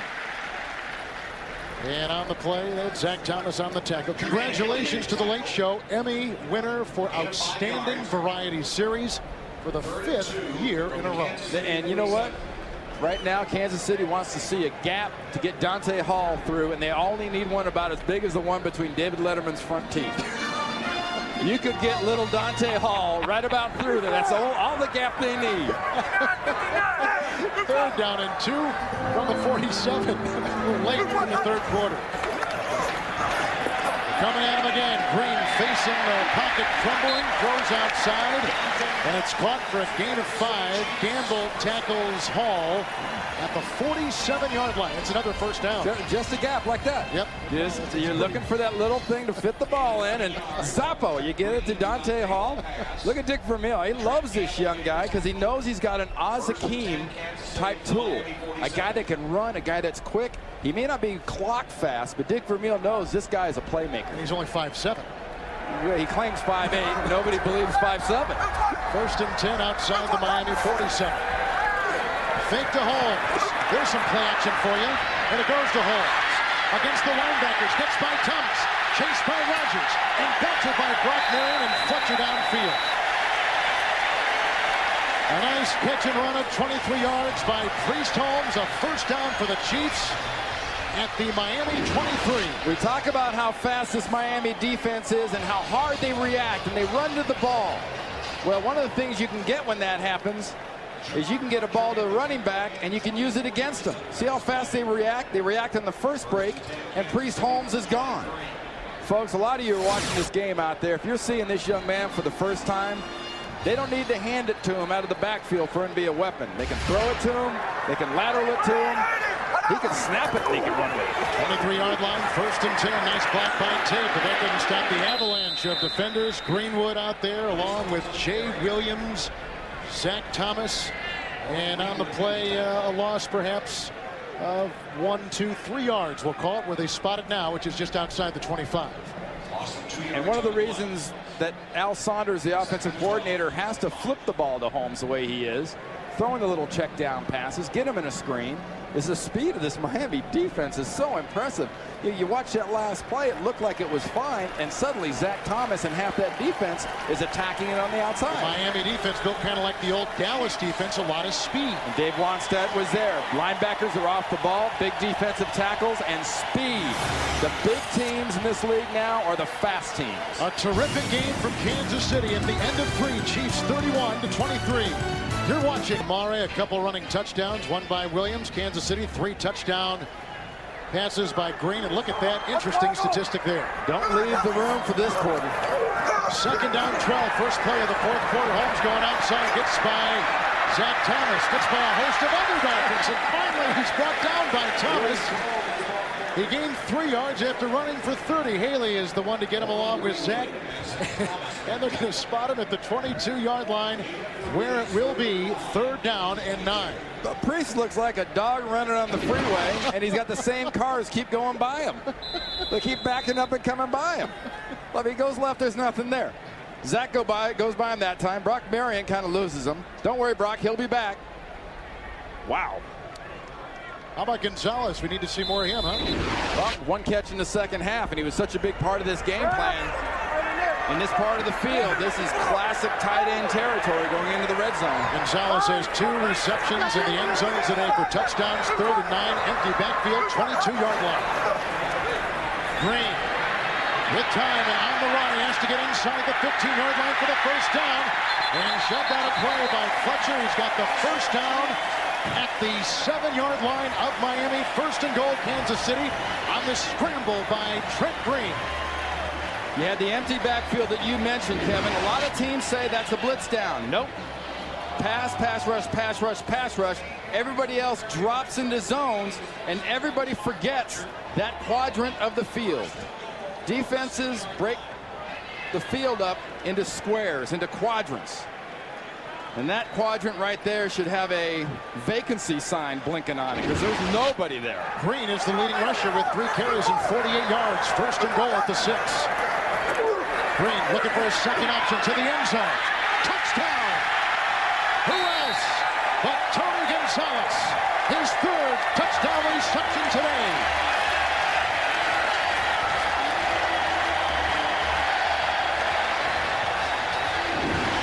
I played with Russ Francis at San Francisco. Earlier at New England. He was kind of Tony Gonzalez before there was a Tony Gonzalez. But watch Tony Gonzalez's concentration, just like Russ Francis, who I played with. He wanted the big plays. He wanted the big passes. And he concentrated on that ball all the way in, even through the arms of the defender.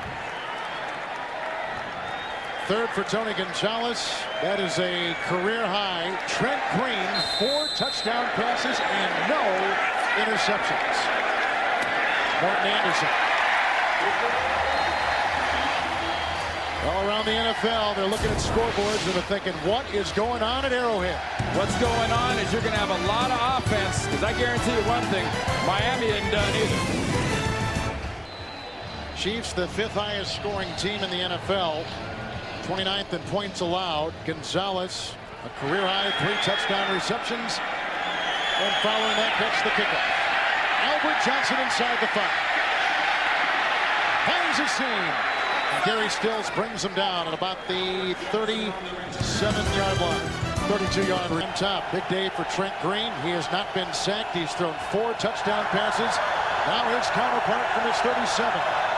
First down and 10 for Jay Fiedler. Dedrick Ward is in the game, and Ward gets the offering. Incomplete. Coverage on the play by Corey Harris. It'll be second down and 10. Well, you remember earlier the job that we showed you, the position on the pass that Johnny Morton had gotten, just sort of getting that body in between the defensive back and the ball.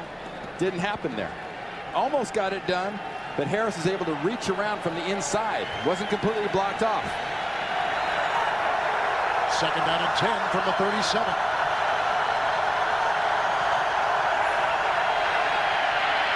Fiedler with the pocket crumbling. Browning had him. The flag is down. That is the second sack today by Miami. If it holds, Eric Hicks got him on the second shot. And Mark Dixon, a very good left tackle for Miami, is down and holding a leg. A knee to be exact.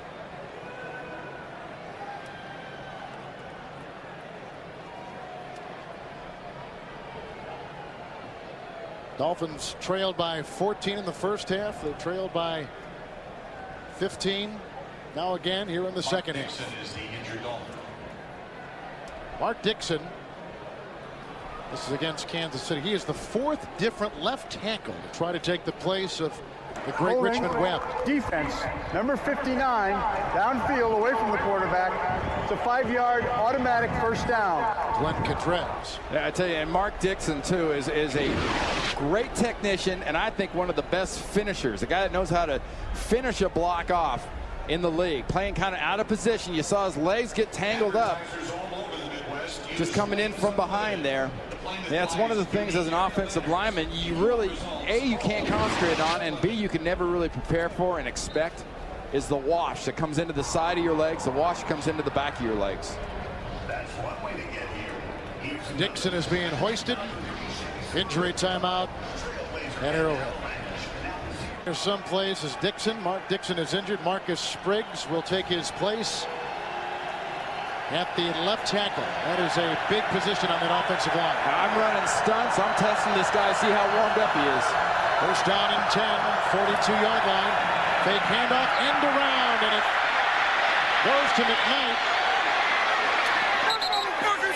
Who is belted on a play at the 39-yard line. 19-yard pickup. Corey Harris was there. A first down for Miami. We talked about what a great job Al Saunders has done all day for Kansas City's offensive as a coordinator. You got a defensive end that's saying, how's Marcus Spriggs? I'm going to get upfield. Okay? When you get upfield, what are you susceptible to? You're susceptible to the reverse. What a nice job done right there. Now they're complaining that Ruddy was holding Maslowski. Yes, he was, but they didn't call it. Inside the 40, first and 10, shotgun snap from Ruddy to Fiedler. Waits a pass, caught by Gadsden, picked up by Bartu inside the Chiefs 20 to the 18-yard line. A pickup of 21, first and 10, Miami again. I told you earlier, this offense is not done. Because what they're going to do is they're going to perform a protection, a pocket around Fiedler. And once you have that pocket, you can look downfield and take your choice. Arundé Gatson, sure-handed, physical, not the fastest receiver they have, but what a great target with a guy that size. He and Chambers are both up in the upper echelon as far as size goes as wide receivers. 18-yard line, first and 10.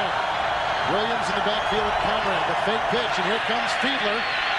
Being chased by Richie Owens, has to get inside the 10. Oh, he got a tremendous block on the side by his tight end, Randy McMichael, who crushed an oncoming Chiefs defender.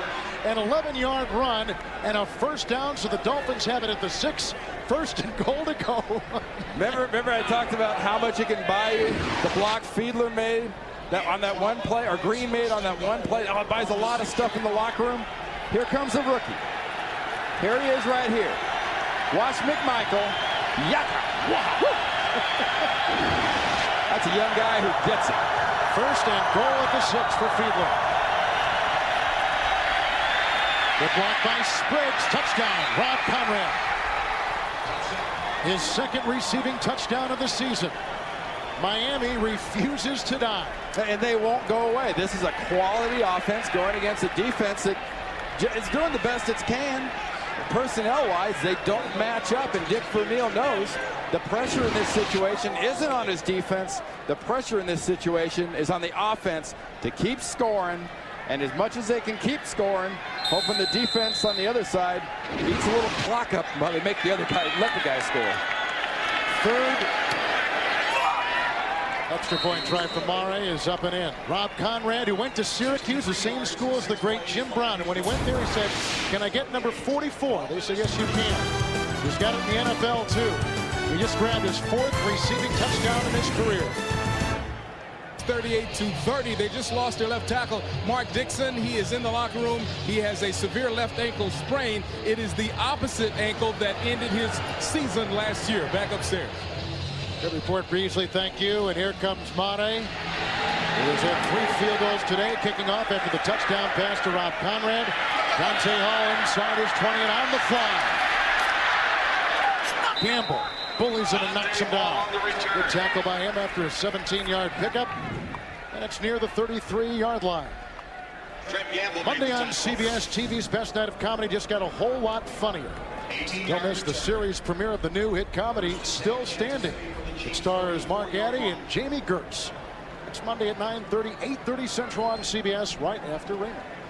With Randy Cross, Beasley Reese, Kevin Harlan at Arrowhead. A lot of scoring in the game. Fiedler has thrown a touchdown pass. Quarterback sneak for another.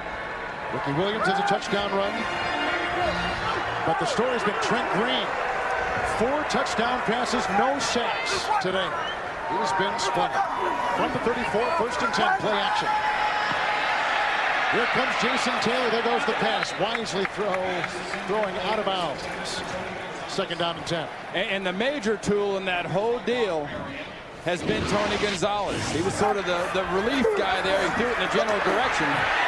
But there's been nothing general about the other touchdown passes. One short one in the red zone by the goal line. One long one right here. Look at the mismatch. Physically, that can't hold up. And then the last touchdown by Kansas City to get them up to 38 points and 7 points above their average. This team came in averaging 31 points a game and 385 yards, and they're above both of them already. 2nd down, 10, 34. Ringo's outside, caught by Priest Holmes. Jason Fletcher, who shoves him out of bounds. And he is, after a gain of 3, out of bounds at about the 37-yard line. You can say this about most teams. What Dick Vermeil's offense has done today is, the playmakers have made plays. You can't always say that, especially against a good defense like Miami. But they needed big plays out of Tony Gonzalez today against this defense because of the matchups. They've gotten it. They needed big plays out of Priest Holmes and not necessarily just running the ball, and they've gotten them. And they've gotten great passing and an occasional good block out of Trent Green, a quarterback. 3rd down and 7. Doozy of a block. Good blocking by Rofe. Here goes Green on the fly, throwing to Morton. Bobbled it. Incomplete. Out of bounds. Incomplete. At the 49, and Kansas City has got to punt. Flag down. There's a flag down. Late flag, far side, 37-yard line. It's against, I thought I was going to say the Chiefs. We'll have to see.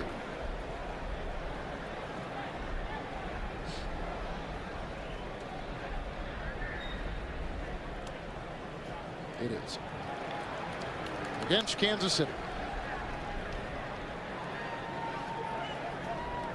That was a big defensive stand by Miami. It really, and this is why I say the pressure is not on the Kansas City defense. The pressure is on the offense of Kansas City to hold on to the ball and try to keep that other offense off the field and from scoring. Illegal forward pass. Kansas City, number 10, was beyond the line when he threw the pass. That's a 5-yard penalty and the loss of down. Brings up 4th down. So now exactly what Dick Vermeil was talking about, his offense having to keep the ball going, having to keep things going. Just a little while ago, you were looking at a 15-point advantage. Score a touchdown, it's down to an 8-point advantage. Get good field position here off this punt. Move the ball down. You're talking about a 1-point advantage. Krasinski Off the side of his foot, Albert Johnson will wave it away. Now he picks it up. He did not signal for a fair catch. He was just crossing his arms, and you can do that. It's when you raise your hand vertically that you get called for the fair catch. So he picks it up on the bounce, 47-yard punt, and he's out of bounds at about the 27, 28-yard line. Well, Thursday on Survivor, don't miss a challenge so intense the tribes will be at each other's throats, literally. The original and still the best and all new Survivor. Thursday, 8 o'clock, 7 Central on CBS. I've watched both of them. They are excellent. They're better than the first one. I like them all. Nah, that was really, you know, I keep guessing wrong though. It's kind of like being a defensive coordinator going against a good offense. I keep guessing wrong. I'm voting the wrong people off the aisle. 29-yard line, first down and 10 for Jay Fiedler coming off a touchdown pass. Last series to Conrad. A fake to Williams and a throw to Williams. One-on-one with Bartee. Finished off by Maslowski near the 35. Will mark it at the 36-yard line. A gain of 7 on the play. Clock continues to announce down to 10:30 to get out of bounds. Timeouts in this second half. 3 apiece. Well, Dave Wanstead just saw his quarterback, Jay Fiedler, just show you why they have so much confidence in Fiedler. You know, stand there with the pass rush coming at him, knowing he's got to bait the guys in further and further to be able to dump that ball off to his running back. 36-yard line. Second down and 3. Oh, here they come. He's grabbed by Hicks and brought down. He threw the ball. Is it an incompletion? No, he's going to say he was in the grasp and tackled. Because otherwise it's intentional grounding. Obviously. Because there was, Dick Vermeil was the intended receiver. Forward progress was stopped. He was being driven back. Therefore, he was down as a sack before he threw the ball. Third down. That's a good call. Third sack of the season by Hicks. The second sack today by the Kansas City defense. And Jay Fiedler today, it's one thing you kind of came in not expecting. But these knockdowns have been almost as important as these sacks. 5 knockdowns against a team that's known for its running. It's third down and 10 at the 29. And Fiedler intercepted. No one home except Wesley of Kansas City. Great block, and there he goes. Out of bounds at the 16-yard line.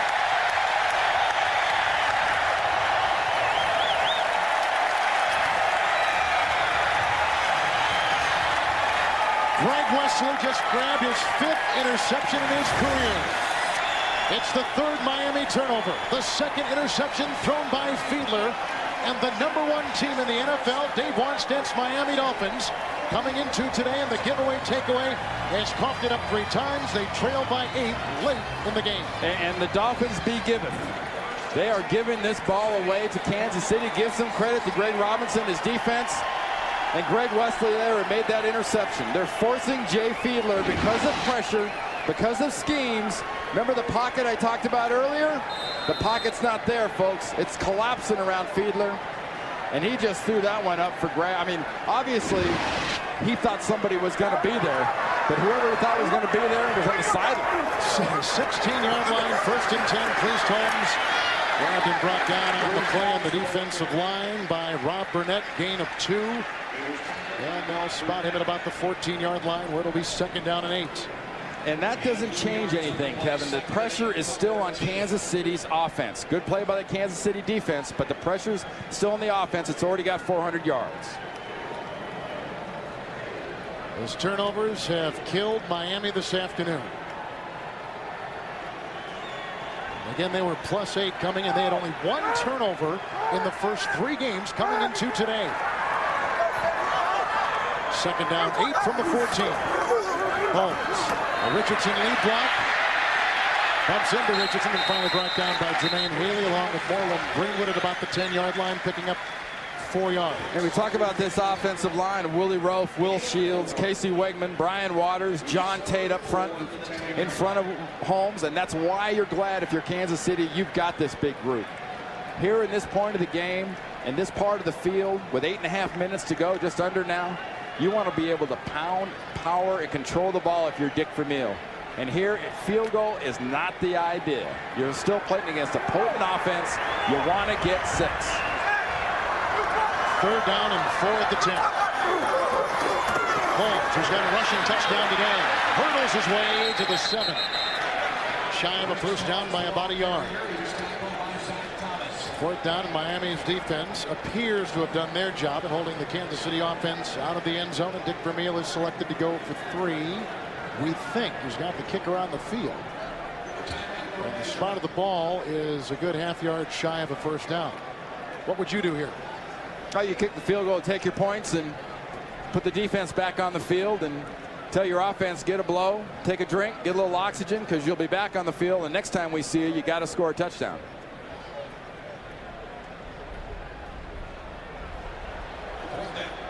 This game is vital for the Chiefs in their division. Oakland is 2-0. San Diego and Denver are 3-0. A loss today for Kansas City could have been fatal. Well, it's equally as vital for Miami. Miami's in the division with the world champion, and New England is showing no cracks and any flaws. The Jets are rolling over and playing dead. Buffalo's got a lot of upside, but Miami needs to keep the push against New England. They have got to win this game to keep pace. Anderson belted a 51-yard field goal earlier in the game, and he sets here to try a 24-yarder.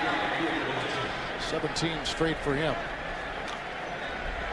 That's the longest current streak right now in the National Football League. Last year he was with the Giants, kicking in the Meadowlands. We talked at the beginning, this being a sandwich game where emotionally Miami was going to be susceptible, and they have been susceptible today to a really inspired Chief team. 18 straight. And the Chiefs up their lead to 11, 41-30 with 7:33 to play in the 4th quarter. Wednesday on CBS, the all-new Amazing Race begins. 12 new teams once around the planet on the adventure of a lifetime. Don't miss the season premiere of an all-new Amazing Race Wednesday at 9, 8 Central on CBS. With Randy Cross and Beasley Reese, Kevin Harlan, and Rocket Arrowhead. They have seen some offense today. 71 points between these two teams. Chiefs coming in as the 5th leading scoring team in the NFL. We were just talking about the amazing race, and we were just previously talking about AFC East and AFC West. Both those divisions are going to go right down to the last game, I think, because you got some of the better teams in the entire league, and a team like Kansas City isn't out of it. They're not eliminated. It's early, but if you got tools like Tony Gonzalez and Johnny Morton and Priest Holmes and Trent Green and the players that they have on offense, you will always have hope no matter what the game is. Each team in the West has their own weaponry that is very, very effective, and we're seeing that in Kansas City. With Gonzalez, Johnny Morton has got a touchdown pass today. Of course, the 2nd leading rusher in the NFL, Priest Holmes. Holmes today has carried it 20 times for 41 yards.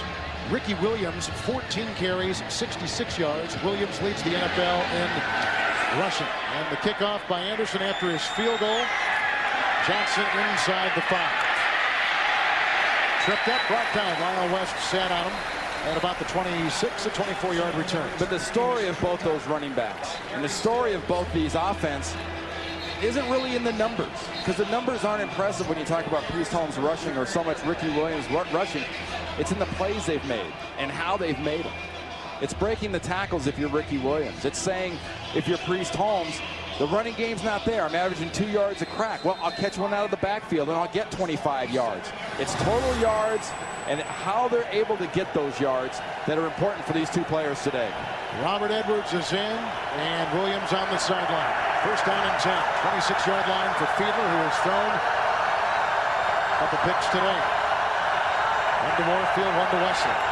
First and 10. Good block by Wade, the tackle. And the pass is caught by the talented rookie tight end McMichael. It's a gain of 5. He's up to the 31-yard line. Taken down by a couple of Chiefs, but Greg Wesley tattooed him over there. It'll be 2nd down and 5. And we were just talking about the running backs that we talked at the beginning of the game, but if you had to say who the key players in this game so far have been, it has to be the quarterbacks. Trent Green has had a masterful game for him so far in this game. Fiedler has made some mistakes. This offense If you're pointing fingers at the moment, you got to point fingers at the Miami offense and say you haven't held up to your end of the deal. Ward in motion, 31-yard line, 2nd down and 5. Deep drop for Fiedler. Hit by Sims. Deflected and intercepted. It's Wesley for a second time. Dedrick Ward gets him from behind.